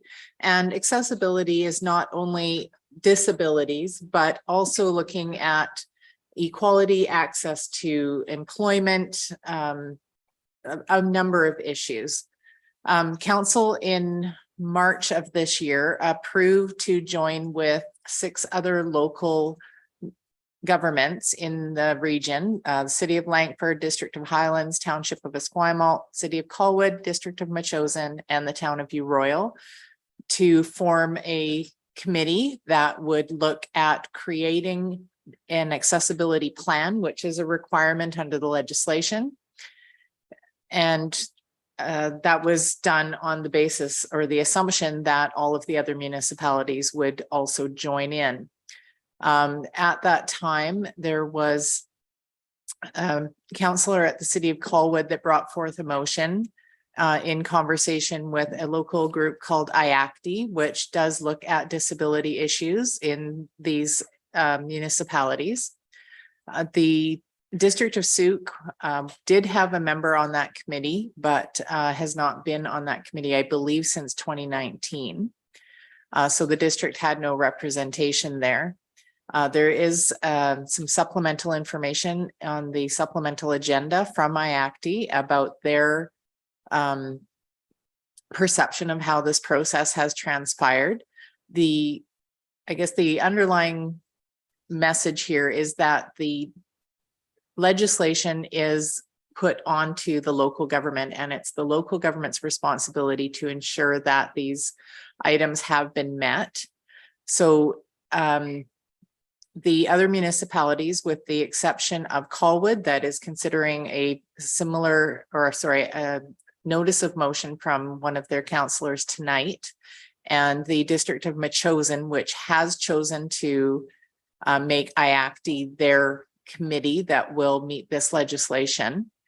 All of the remainder municipalities have put forward and endorsed the same motion that is in front of council this evening, which is to form a joint intermunicipal advisory committee that will be comprised of staff. And they would look at working with all of the communities. So not just those with disabilities, but the others that might be marginalized and not have access to education and other things like, employment and things like that. So it would likely start off with being the corporate officers group that has put together all of this information over the past 4 or 5 months, and utilizing other resources as required. The staff group would develop the accessibility plan in conjunction with those other groups. So there is no intention to exclude the people who would be most affected by the plan. On that basis, it's believed that the accessibility plan could be created at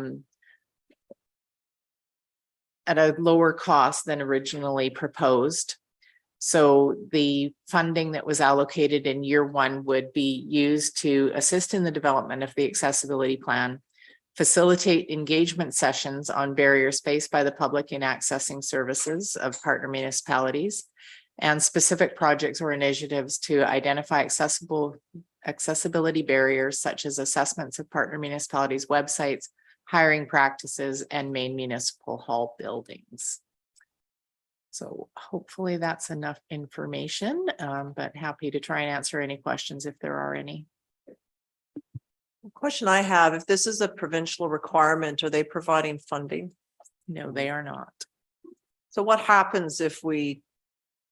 Well, it's important work that needs to happen, but it's also, you know, like form this committee, it takes resources away from.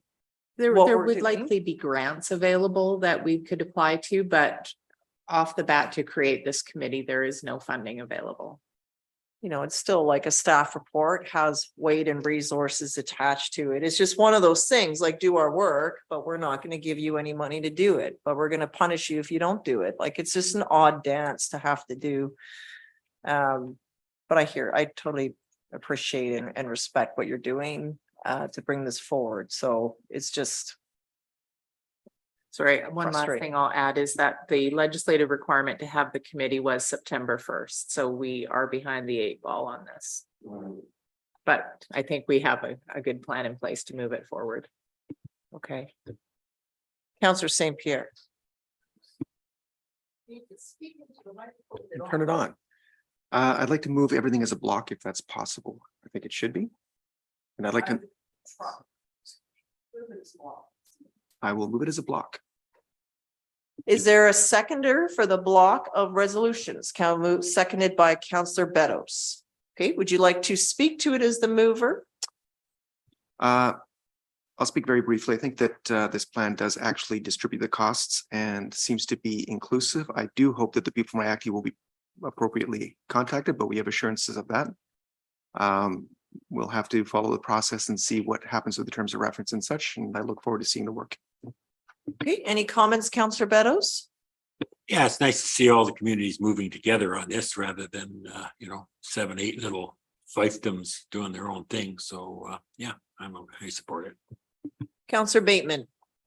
Yeah, so this is much more complicated than you're hearing tonight. I mean, I sat and watched the Metchosin and the Langford last Monday night. Langford dealt with this. It is complicated. It involves IACTI, which is a 30-year organization, and IACTI, I believe, feels a little slighted in this process. The corporate officers are a very capable group, and they were moving forward with terms of reference, which, as I understood it, was subject to further change and adoption to ensure that potentially IACTI would have its own seat on the committee. In addition, your joint report very carefully states other organizations, that there's dozens.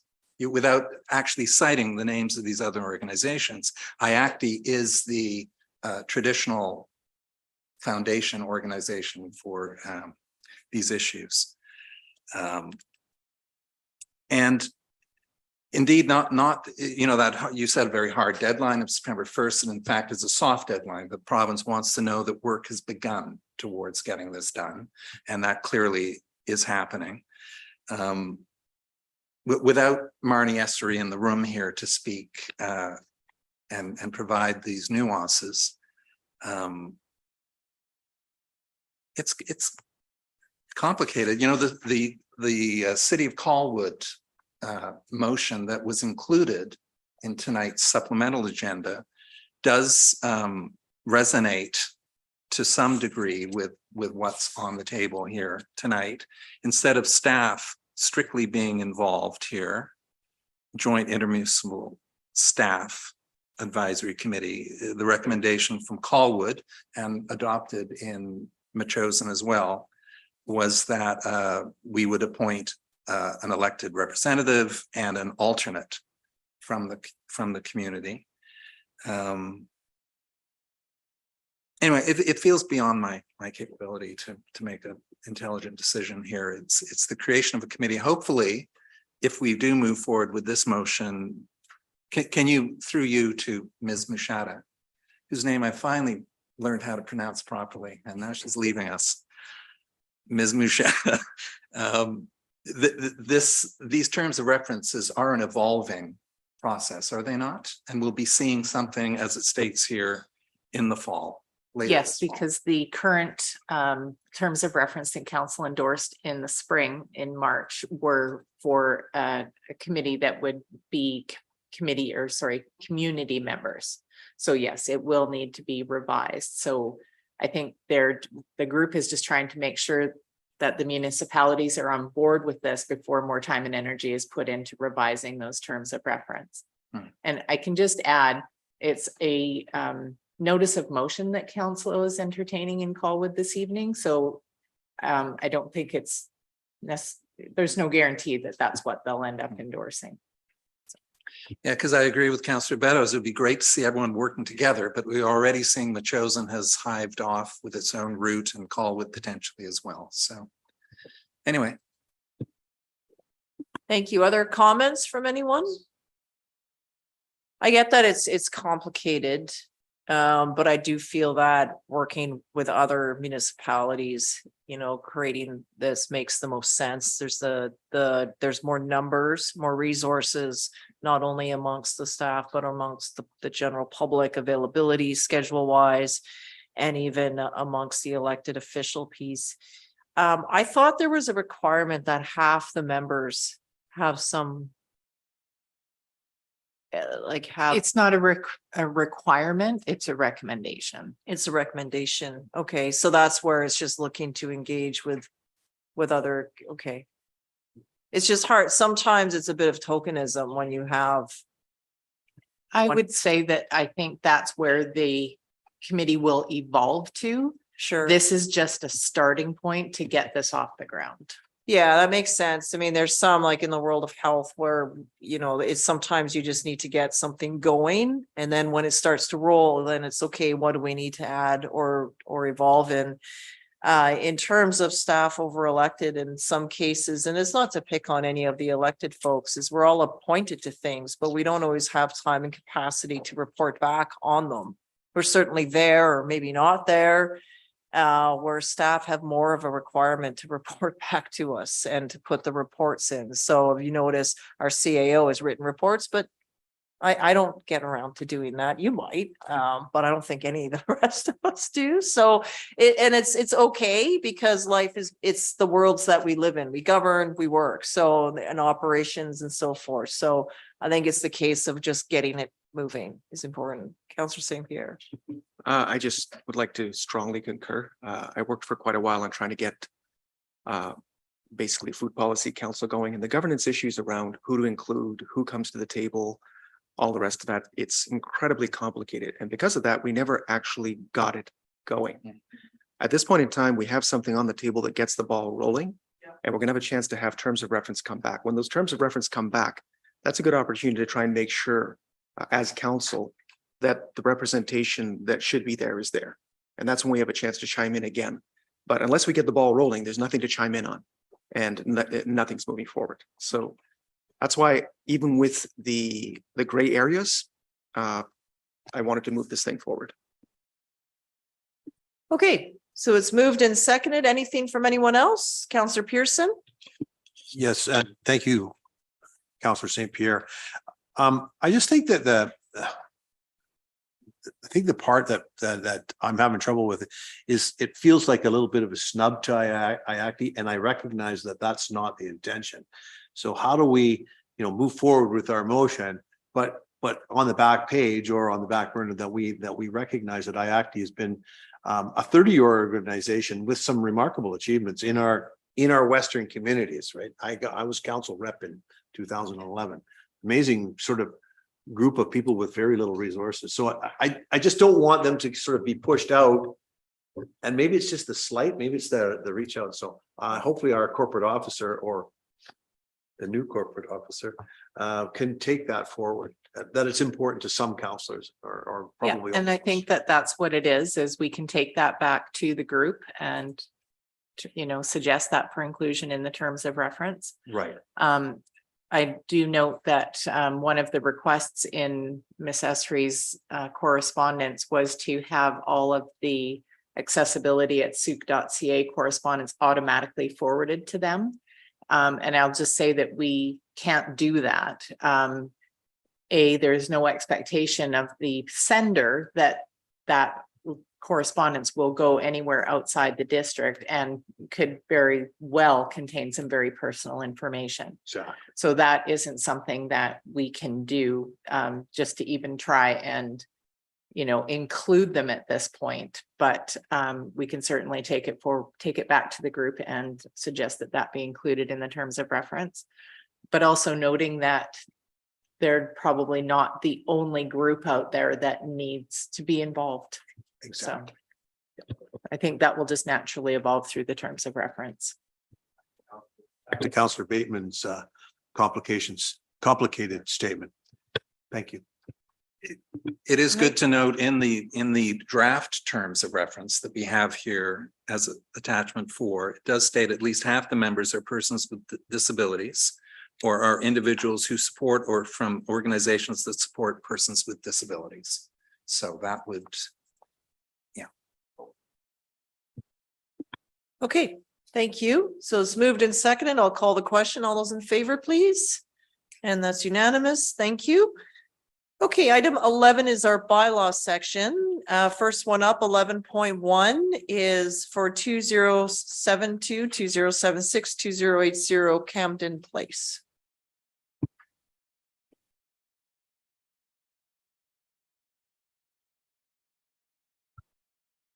All right, thank you.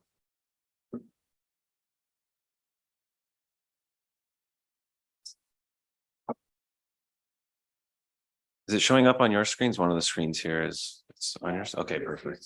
All right, thanks. The Bearland strata here at Camden Place is approximately just over 1,800 square meters. Camden Place was subdivided from the property at 6484 Gollage Road and was created as a mid-sized lot Bearland strata subdivision in 2020. The R2 designation of the property permitted the construction of duplexes as they are listed use within that zone. Ownership of the property changed between the subdivision of the property to create the Bearland strata and the construction of the dwellings. The new applicants are permitted to build duplexes. However, they're unable to create 6 titled units under the current strata configuration. And those are just standard regulations under Strata Property Act and how you go about a strata subdivision for Bearland. Purpose of the application here is to amend the zoning on the property from medium lot residential to medium density multifamily 2. The rezoning will allow the applicant to make an application to dissolve the current Bearland strata subdivision, which consists of 3 duplexes on 3 lots, and create a building strata multifamily development with 6 townhouse units. While no physical changes are proposed to the units which have been constructed, this zoning change will facilitate the ability for the owner to sell 6 individual units rather than 3 titled units with an additional attached rental unit. Subject property is located within the sewer specified area and is designated as community residential in the official community plan. The designation promotes the following goals and objectives shown on your screen here. And as well, looking at maintaining the existing development, which is multifamily in nature, and reconfiguring the strata development for subdivision purposes. This area is envisioned to go through further infill development to allow for low density existing developments to redevelop either through land assembly or other opportunities for medium densities through the support of future rezonings by council. While there is no net increase in density on the site, the rezoning will facilitate the ability to create these 6 titles proposed.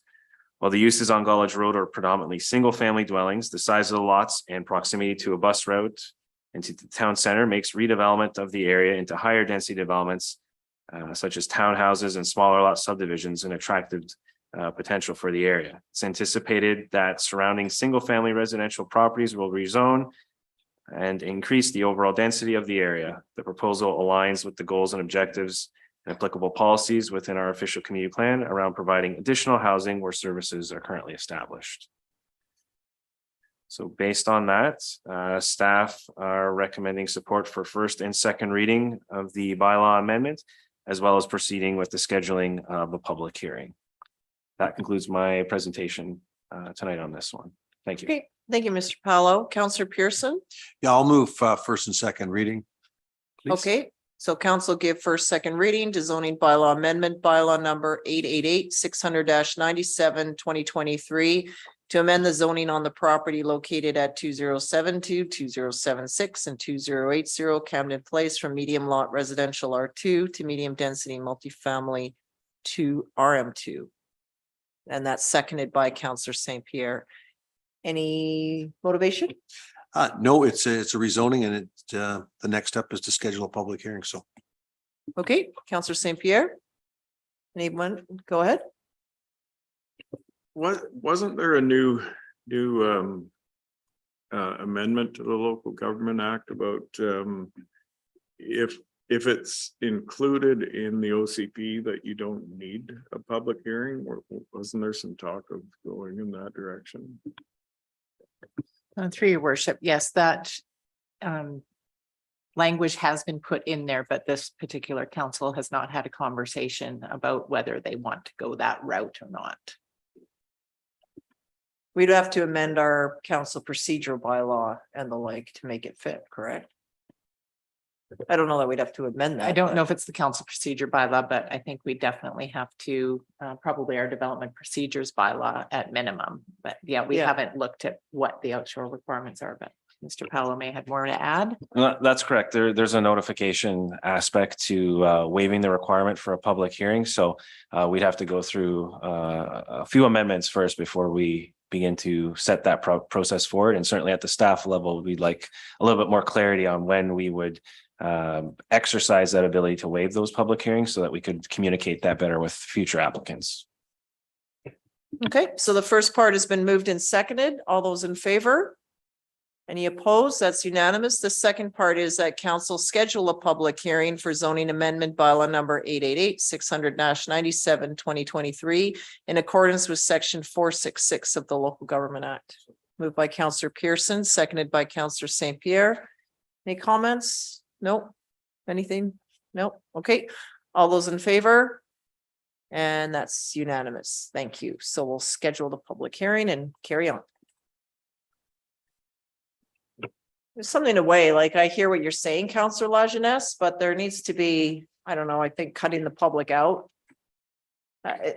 There's a balance to that when we're doing the work of the public. I'm not suggesting that's what you want to do, but to just not have one because of the cost or the delay to a developer when you're cutting out the public and we're in the role of representing the public, like there's a discussion we need to have about that.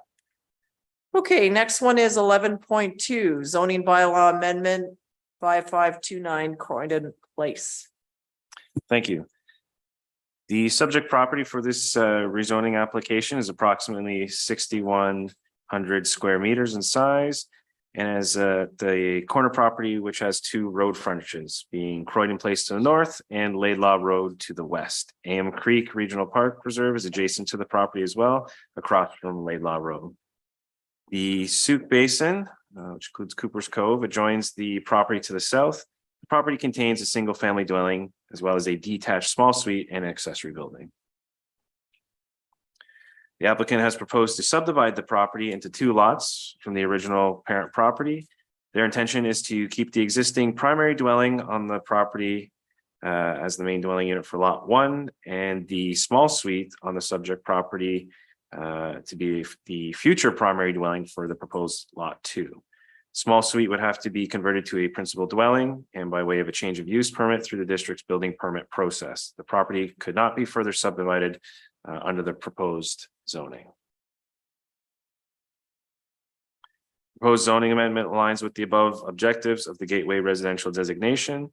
The applicant has applied to rezone to the RU5 zoning where the minimum lot size is 2,500 square meters. The new lot proposed will provide low density infill while preserving the rural character of the surrounding neighborhood with no substantial changes to the property being proposed.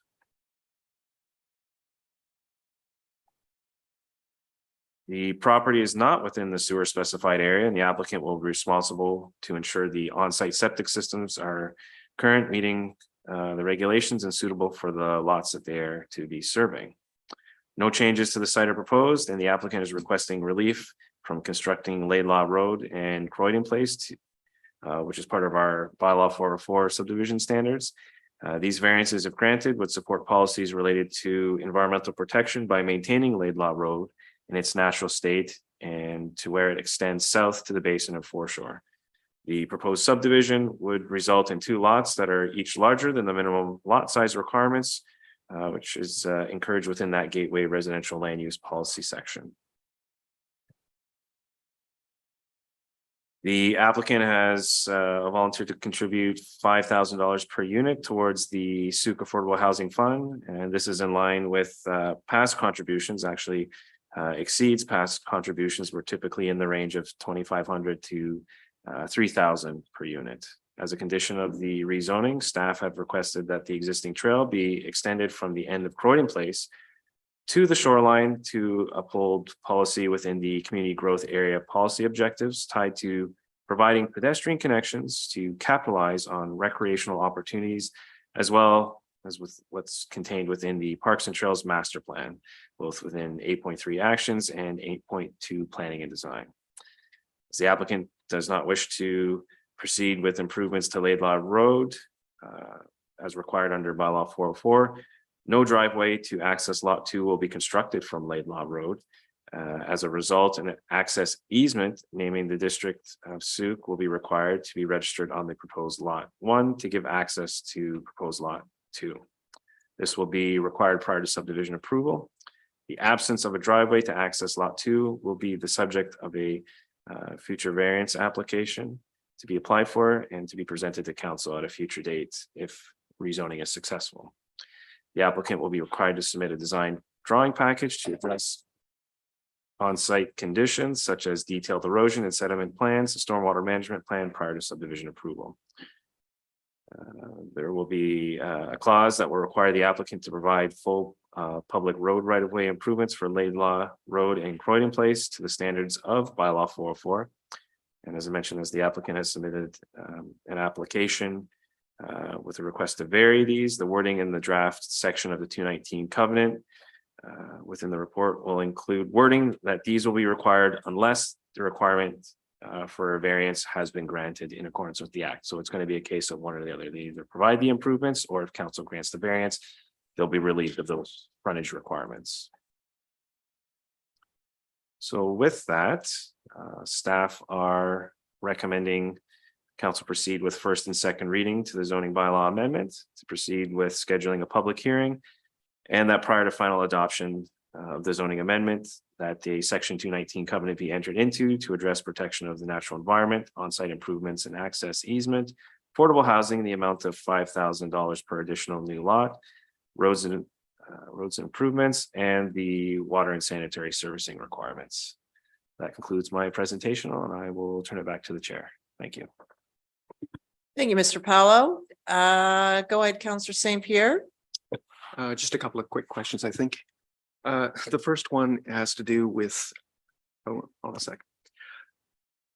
I just gapped. I should have written it down. Give me a sec. Nope, not coming back just yet. Hang on, pressure.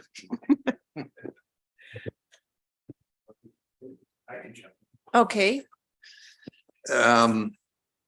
Thanks for that presentation. And, you know, I'm tempted to just hold these questions to the public hearing, of course, which is, but I was a little confused there. The applicant states that this, they're splitting the lot. There will be homes on both lots. The accessory building is suitable as a secondary home. However, in that letter from Grayland Consulting's Rachel Sampson, she indicates that there could well be a new home built on these properties.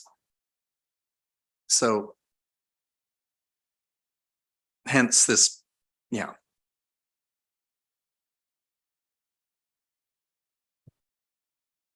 Is that a question? Well, I guess the question is The question there is, to. could a new home be built on that property? Yes, absolutely. Is each property of a low density residential zoning can construct a new house. So essentially you would demolish one house and replace it with another primary dwelling. The main objective is that there is a primary dwelling. And then based on specific zoning regulations within that zone, you could potentially also have a small suite constructed as well if it met those requirements. So in this instance, the current property has a principal dwelling and a small suite, and the objective would be to subdivide off those two dwelling units so that the principal would reside on one and the small suite would reside on another. And then future zoning regulations may then allow for any other additional dwelling units in compliance with those regulations. Would be knocked down if a new home was to be built on one of these lots. If we're speaking specifically to a new principal dwelling, then an existing principal dwelling would need to be removed and a new one established in place of that one on that lot. Okay. And in terms of this Laidlaw Road, which is very interesting in reading the CRD's referral, and it's in sort of a natural state, half of it. And yet the district still requested that it follow through on the bylaw 404 requirements, right down to the tide line that I read. So I guess that's just the district doing its due process and awaiting further direction. Yeah, and those are all contained within our specific bylaw. So in this instance, it would be bylaw 404 subdivision development standards. So if there was an appetite to proceed with construction, that's where the detailed design drawings would stipulate how this would actually occur. In this instance, the applicant has requested relief from that requirement. And so that's where the section 219 covenant will have the specific wording to say if council grants the variance, they won't be required. Otherwise, the covenant will secure those requirements for future development, likely at the subdivision stage. Did you remember your question? Okay, go ahead, Councillor St. Pierre. I was actually going to ask about additional density with the subdivision. No additional subdivision is permitted, but my understanding is there could be additional density. And I think if I understood your answer to Councillor Baton's question, additional density is possible by putting another primary, by replacing and then adding an additional suite on either of the two subdivided properties. Is that correct? Yeah, in all low density residential zones, there would be the potential. I'll give the example of you remove this single family home and you construct a duplex. So you've increased the net density of that lot by one additional unit. So in this instance, there wouldn't be the opportunity to further subdivide the lot to create a second additional. They're only going to create one, but there will be two lots created with successful subdivision and the opportunity for two dwelling units per lot. So a net of 4, net increase of 2. Perfect. So gentle infill. Correct. Thank you very much. Okay, Councillor Pearson. Yeah, I'll move the first two recommendations. Okay, they do, I think, need to be read separately. Okay. So the first one is council giving first and second reading to zoning amendment bylaw number 886 100-95 2023 to amend the zoning on the property located at 5529 Croydon Place from rural residential RU4 to neighborhood rural residential RU5. So it's moved by Councillor Pearson, seconded by Councillor Beddoes. Any comment? No, I think that as late. Oh, yeah, sorry. Yeah, yes, I do have a comment. Sorry.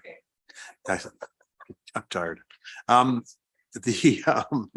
No, I think it's a good plan because it's not going to really change the density. It's not going to change the effect of this neighborhood because on the other side of Laidlaw Road, the right of way there is AM Creek, which I would prefer. This is actually a better way to sort of keep that environment down there. We were hearing about wildlife corridors a little earlier tonight. I think this is a very wise use of the property and beneficial to us in the community. So nice to see some development down that way.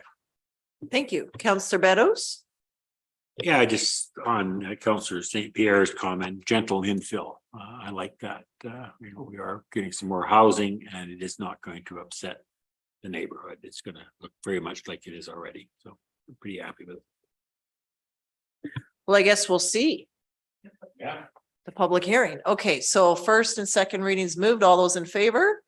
That's unanimous. Thank you. The next part is that council schedule a public hearing for zoning amendment bylaw number 886-600-95, 2023 in accordance with section 466 of the Local Government Act. That's moved by Councillor Pearson, seconded by Councillor Beddoes. All those in favor? That's unanimous. Thank you. And then the last part is then that prior to final adoption of zoning amendment bylaw number 886-600-95, 2023, the owner enter into a section 219 covenant to address protection of the natural environment, on-site improvements and access easement, affordable housing in the amount of $5,000 per additional new lot, roads and improvements in water and sanitary servicing. Moved by Councillor St. Pierre, seconded by Councillor Beddoes. All those in favor, and that's unanimous as well. Thank you. So those will both move on to public hearings, and we'll see everyone back at that time. Thank you. Okay, we have a new business item, number 12. A notice of motion from Councillor Lajeunesse. So this you will be reading into. I think you wanted to waive it. Okay, so the first part is then that council waive notice for item 12 and consider the request from Councillor Lajeunesse at the September 11th meeting. So that's the first part. Moved by Councillor St. Pierre, seconded by Councillor Pearson. We're waiving notice of the notice of motion. All those in favor? That's unanimous. Thank you. The next part is then, well, we've waived, we're here. That council approve expenses associated with Councillor Lajeunesse's attendance at the Vancouver Island Economic Alliance 2023 State of the Island Economic Summit in Nanaimo on October 25th and 26th, 2023, and that the funds be dispensed from council contingency. Moved by Councillor St. Pierre and seconded by Councillor Bateman. So that would be the typical per diem that's approved in our travel expense policy, registration, hotel and mileage. So it didn't say that specifically, so we're not going to approve every expense you incur. It's in accordance with the travel policy. All right. I'm just saying that. I'm not going to amend that. We don't need to amend the motion, but that's all that's being approved. And also I did share with Councillor Lajeunesse, he will make his own registration and hotel booking arrangements. Okay. All right. What? Well, I hear from Councillor Lajeunesse. So why did you choose this event? And I think Yeah. you've been there in the past. And what are our report back criteria? In my former role as industry liaison officer at Camosun College, I used to attend this conference and I hadn't been in a few years. And I always found it useful and I would like to attend it again with my new perspective as an elected official. Okay. I'll call a question. All in favor? And that's unanimous. Thank you. Item 13 is correspondence requiring action. So this is the forum of all councils. So some of you may know that the Capital Regional District does a forum of all councils once or twice a year. So getting back into that, the forum is scheduled for Saturday, October 14th from 9 to 2 at the Songhees Wellness Center. So I think they will be looking for us to RSVP so that they can confirm numbers and plan out the event. Unfortunately, I'm out of town that weekend, so I will miss it, but I would encourage you all to attend if you can. So that's here for information. I just wanted to move it forward so that it's at top of mind and that you book it into your schedules. Okay, so just a motion to receive for information, please. Moved by Councillor St. Pierre and seconded by Councillor Bateman. All those in favor? And that's unanimous. Thank you. Council verbal reports. How are we going to RSVP on that? Individually or? Yes, Individually. I think we can all individually use emails. So let's do that. Put that to the test and see what happens. Huh? So for the council verbal reports for our viewing audience has been suggested that because there's nothing to see in the PowerPoint slide itself, but empty chairs, that it may be better to make that more minimally and the council a little bigger.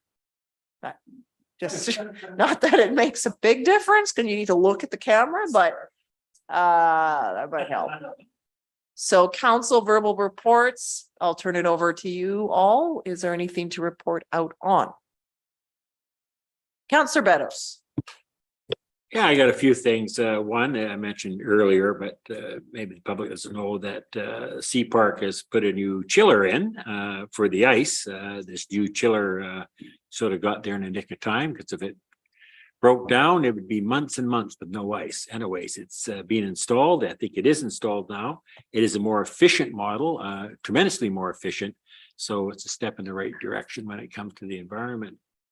The other thing at Sea Park is new rules came out about the limits of commissioners. So we'll be looking for one new commissioner to represent Souk. That would start in January, and I believe the mayor said that that will go out through the normal channels. I'm very hoping that this new commissioner is somebody with some children. Can't have just bunch of old people on the commission all the time, like some with some inputs. And I noticed in this last 2 years or so doing it, having the mayor there with a young child growing up through hockey and things like that, develops a whole new perspective on things. So I'd like to see more of that with some kids. So that's coming up. I joined the board of directors for the food bank, so I will be in conflict if something comes up on that. I felt it was necessary. They are going through some real growing pains, and I've offered to be part of that group. One of the first things that I came across is the food bank's required to have food on hand for 5,000 people for 2 days. And we're trying to figure out where the hell do we store that? Because guess what? We're sort of working out of the good graces of the Souk Community Association. So it's going to be some interesting times going forward. That's why I put myself forward to do that. Lastly, I had the honor of being part of a group that served 450 kids at Journey Middle School pancakes the other morning. And man, oh man, you didn't know there's that many kids in Souk, but it was sure refreshing to see. And I tell you, the way they dress today, it's unbelievable. But it was good. They loved their pancakes. I got to cook hundreds and hundreds of them, and it was good stuff. So that's it for me. Thanks. Thank you, Councillor Beddoes. Thanks for your work at Sea Park as well. They were moving fast to get this in because the work couldn't start till the fine art show had completed and disassembled. And then it was in and pinched right on the ice hockey season. So a bit of a week short, but as I understand, ice allocations were met by other arenas. So thank you to those communities for offering their ice so that our teams could get their necessary trials done and that our ice is going in as planned. So very well said there. And I guess with the CRD piece, that's where our staff work with Sea Park, as I've seen in the past, I think, just to push out the messaging or the advertising for that position. So somehow we just need to connect the two. I think it normally is from the CRD because it's a CRD commission that's supported there, but we just want to make sure we can amplify a bit. Thank you for your work at the food bank as well. Councillor Pearson. Short report. I attended the first All Souk Day. I wasn't really planning on being down at the All Souk Day, but my vacation got cut short, so ended up being there. It was a great event. The sponsorship that we gave, the District of Souk gave for the salmon and the utensils and all of the things was extremely well received, and the salmon was excellent. It was a great gathering, and good to see that reinvigorated in the right venue. I think that the venue there is a lot better than the nostalgic one that we loved so much in the past. Also attended the Souk Fall Fair on the weekend. It was another traditional 110-year-old tradition in Souk, which was really, really good to see. Lots of things. My grandchildren all attended and got them sort of maybe sparked interest of participating next year, but we'll see what happens. I attended the mayor's acclamation, which was a very pleasant experience. And well done for our mayor. And I also attended Ravi Paramar's opening of his new office yesterday. So it was good to see our new MLA's new digs and and introduced to his staff that will be doing the heavy lifting. And while he's down at the legislature, but that was good. That's it for me. Thank you. Thank you, Councillor Pearson. Councillor Lajeunesse. Yeah, I attended Ravi's swearing in ceremony at the legislature July 28th. During the fine art show, I made 4 visits, including the artist celebration night. And that show just keeps getting better every year, and I'm really proud of the volunteers that and the efforts that they put in to make it a success. I'm hoping that at some point in the near future that we can secure some investment for some more permanent arts infrastructure so we can have things like that run year round. I was happy to MC the return of Vol Soup Day Family Picnic and want to thank the Community Association and all the volunteers for their time to host what I felt was a fabulous event. And I think everyone who was there felt the same way.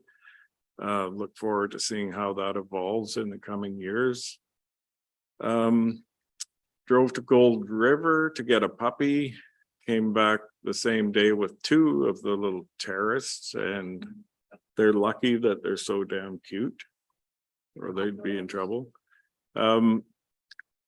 Managed to get away camping for a week, August 21st. Attended an open house hosted by the Marsden Group regarding a townhouse development at the corner of Eustis and Caldwell Roads. Attended NDP candidate nomination meeting for someone you may have heard of by the name of Maya Tate. And the Sioux Fall Fair this past weekend. That's it. Excellent. Thank you. Councillor Bateman. Okay, my turn. And yeah, I went back in my daytime or two, and it was actually relatively busy with pleasurable events as opposed to meetings. So I did start it off with the Sioux Fall Shelter Society AGM on July 27th. We had another meeting of our voter education group, which is I formed with a couple of former school trustees, Bob Phillips and Neil Poirier, as well as Anna Russell, and we'll be bringing forward some suggestions around it. I'm involved with the Sioux Multi-Belief Initiative and Searchin's Christine Bossy for this Sioux volunteer recruitment tour on 2 Saturdays from now. And lots of groups are engaged, and thank you to council for the funding support. I crossed paths with many of you at that artist celebration on the Sioux Fine Arts Show. It was all Sioux Day, the start of a new 75-year tradition, as Dave McClyman told us. And I joined Rose Dumont, Al Wickham, and Ravi Parmar in judging the Salmon Society's Kids Painting Contest, where they identified predators, orcas, and there was a fox. Apparently a fox is a predator of salmon, which I haven't been able to confirm yet, but very likely. Fox is being kind of crafty. Marsden Group Open House, that's 45-unit townhouse development of the southeast corner of Caldwell and Eustis. And that was very refreshing because it was a very preliminary, I believe these developments do have to have some sort of public outreach, but this was a useful first impression of what we'll be hearing about more later. I read Mayor Tate's proclamation at Overdose Prevention Awareness Day at Evergreen Mall, and I had to leave early, rudely, to attend your coronation acclamation. It's no respect. Win the seat, and then I'll get I was at the Sioux Music Festival for a few rainy hours, helped set up Sioux Fall Fair, just the farmyard area, which had a lack of farmyard animals. Unfortunately, we had some chickens and ducks, but in the old days there used to be larger farm animals, and we need our farmers to start delivering some pigs or goats. And finally, yesterday I was on the spit for the Beach Art Festival. I was one of the judges.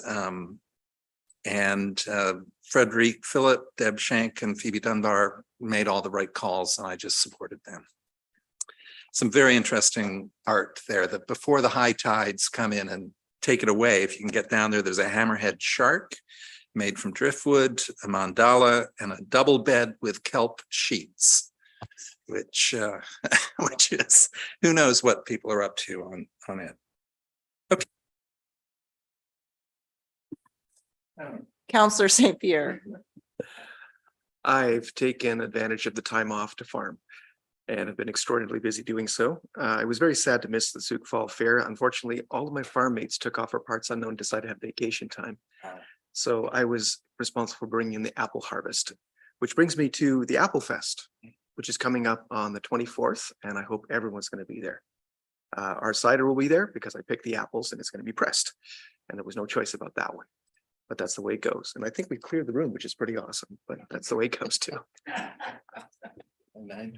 Excellent. Well, thank you, everyone, for the work that you've done over the summer. While we recessed, aside for the one special meeting, it was busy nonetheless with the other events occurring, other activities, other organizations, all going on. So thank you all for your many contributions to make all of those events happen. I think when we enter into strategic planning, it'll be the case of talking about events and what our role is. How do we support different locations, and how do we support those who own those locations in terms of what is our role with infrastructure or the like, and how do we work together to make things happen. So that's been all great, and it's been busy. So thank you to everyone. For those of you viewing that are hearing of coronations and acclamations and the like, it's all, no, it was fine. It was fine.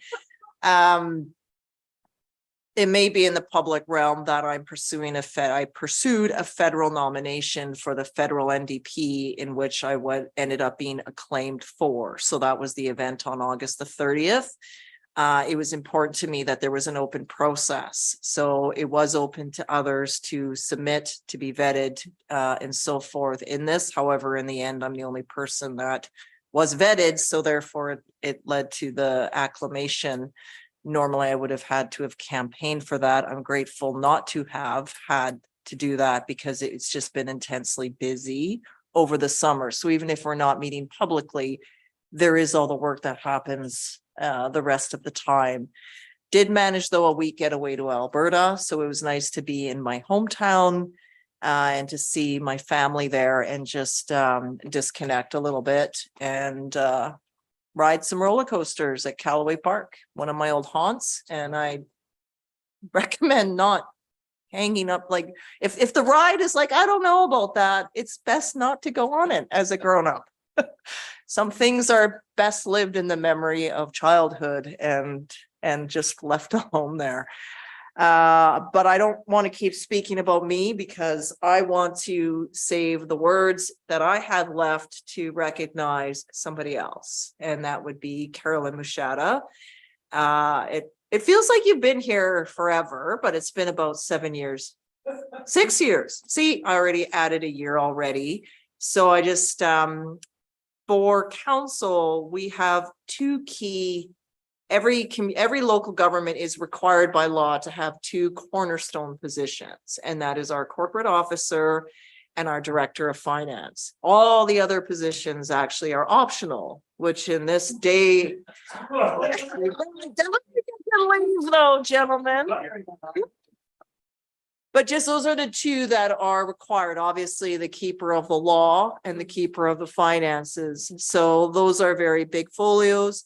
But Ms. Machado, over the time that you've been here, we just want to acknowledge and thank you for your contributions, for keeping council in order and out of, sometimes it's like out of the frying pan into the fire, but out of the fire and out of the frying pan to begin with. So that's a nice place to be, but also just providing guidance and because the advice is for us to take or not to, but just general, here's good practices. Here's what good governance looks like. Here's some samples you can consider. And for myself personally, you bring a sense of calm. So while I'm, maybe throwing stress balls out the door, Carolyn's catching them, tucking them away nicely, making sure there's no trip hazards out in the hall. Even when we had a hot water leak, like it actually was leaking hot water. Beside the ballots. Oh, beside the ballots, that's right. Like there's just hot water pouring out everywhere. And it's like, it's okay, it's all good. Yeah, there's hot water, but it's fine. Got it all covered. Nothing to see here. It's like almost like it's some sort of fire chief kind of training. It's like, just don't look at this. It's all good. It just happens. And okay. So just a new, water feature inside the office, but that's okay. Another day, it's all good. So I just really want to thank you on behalf of all of us and councils before that you've served with, just for your professionalism, attention to detail, and also really nurturing a really solid team. I know that you've had some transition in your department. We've seen Jennifer Royal Collard move on to wonderful and challenging roles. We've seen Ms. Temple elevate into the deputy role. Great to see Ms. Barnes in the back here bringing immaculate minutes to the table. Not saying anything was wrong, but just what a strong start that is. And of course, for Chandra, always for your work is that you're doing to support myself and also the incoming CAO. So it's going to be very busy for you. But I think you have a wonderful mentor, and while you may be far, you'll be close to us. So thank you for all that you've done. And I would like to present you with these from all of us.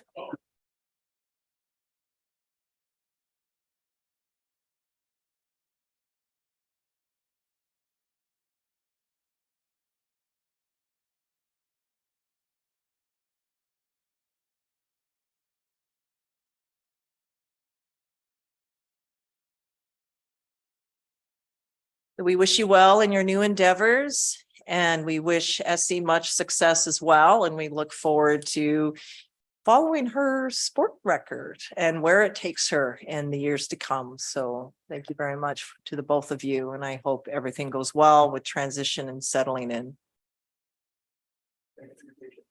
And your patience. Patience, exactly, right? Yes. Yeah. All right. So on that note, council, next week is UBCM week. Everyone is able to attend except for Councillor Pearson. We'll miss you. I promised to send him pages of notes, so be sure to bombard you with notes on all the wonderful things that you're missing. And we do have some advocacy meetings coming up, so we'll line up on all of those. Remember, we have 15 minutes with the minister, so it's important that we stay on point and we push out the intention of what we're trying to accomplish. It is a record turnout from what I understand. So for many, there's many newly elected that will be attending for the first time. Vancouver typically does draw a very large, a larger crowd because of the venue, and also has a very large trade show. So there's some exciting new materials or whatever. We'll be sure to find all of those and find some interesting materials to bring back. So more on that to come. And on that, a motion, please, to adjourn tonight's meeting. Moved by Councillor Lajeunesse, seconded by Councillor St. Pierre. All those in favor? That's unanimous. Thank you all, and good night to those viewing the webcast.